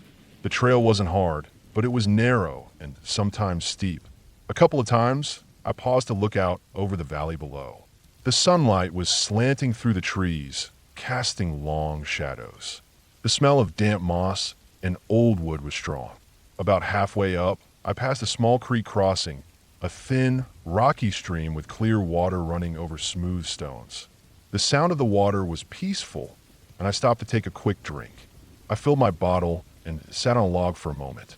The sun was warm on my face, and a light breeze moved the branches above. I felt calm, but then, as I stood up and started walking again, something changed. At first, it was just a feeling, that prickling on the back of my neck that means something is off. I stopped and looked around, scanning the forest. The trees stood still. No wind, no animals, no birds. Even the creek was quieter than before, the water moving slower. I listened carefully. Nothing. Then, I noticed a trail behind me. There was a set of footprints in the dirt, fresh, but not mine. I looked down at my own boots, clean, no extra prints. That didn't make sense. I hadn't seen anyone else on the trail all day. No other hikers, no hunters, no fishermen. And this was a weekday. The forest is usually empty. I kept walking, faster now, trying to keep calm. The trail got steeper and rockier. The trees grew thicker, blocking more sunlight. My steps echoed off the rocks. A few minutes later, I heard something, a branch snapping to my left, deep in the bushes. I froze. My heart jumped. I thought maybe it was a deer or some other animal, but it wasn't. I could hear heavy footsteps moving through the underbrush, slow and careful. Someone was following me. I stopped again, crouched behind a tree, and reached for my radio. No signal. The valley was too deep here, too far from the station. I cursed under my breath and stayed still, listening. The footsteps stopped too. For a long time, nothing. Then I heard a low, slow breathing, too close right behind me. I didn't turn around. I slowly backed away, trying to keep the tree between me and whoever it was. My fingers trembled. I wanted to call for help, but without radio, I was on my own. I kept moving backward, step by step, deeper into the woods. The sun was starting to drop now, and the shadows were lengthening fast. The forest was growing darker. I remember the lookout tower. It was old, but tall, made of metal and wood. If I could get up there, maybe I could find a phone or at least a good spot to call for help on my cell. I risked a glance over my shoulder. No one. I ran then, down the trail as fast as I could, trying to keep my footing on the loose rocks and roots. But the footsteps came again, louder now, closer. I couldn't see anyone, but I could hear the breathing, the snapping twigs, the heavy footfalls that matched my pace. I didn't know if it was someone dangerous or just a lost hunter, but the feeling inside me told me this was bad. I had a sinking, terrible thought that this wasn't an accident or coincidence. Somebody was stalking me.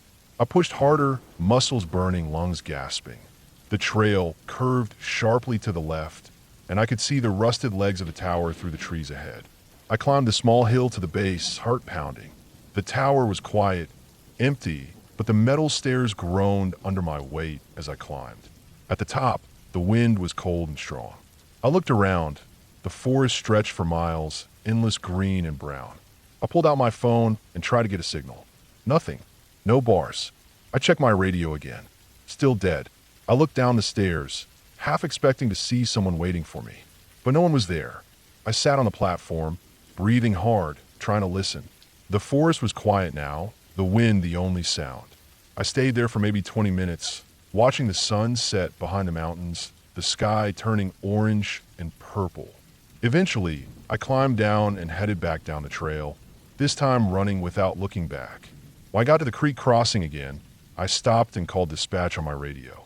This time, the signal was stronger. I told them what happened, the footsteps, the feeling of being followed. They told me to head back to the ranger station immediately, that they'd send someone to meet me. I hurried the last mile, the sun gone and the woods darkening fast. When I reached the station, a couple of other rangers were waiting with flashlights and a patrol truck. We went back to the trail together. We found footprints, big boots, dirty and worn, circling near the creek crossing and then disappearing into the forest. No one was there. We searched the area thoroughly for hours, calling out and shining lights through the trees. Nothing. No trace of whoever had followed me. We reported everything to the sheriff. The next day, they sent a search team with dogs. Still no sign. A week later, we found a campsite deep in the woods near the creek, abandoned but with fresh trash and a small fire pit. No one ever came forward to claim it. I never saw or heard from the person who followed me again. But sometimes when I'm out on patrol and the forest goes quiet, I remember those footsteps behind me. Slow, heavy, patient. And I know the woods hold secrets that no one talks about. The forest is beautiful, but it's not safe. Not always.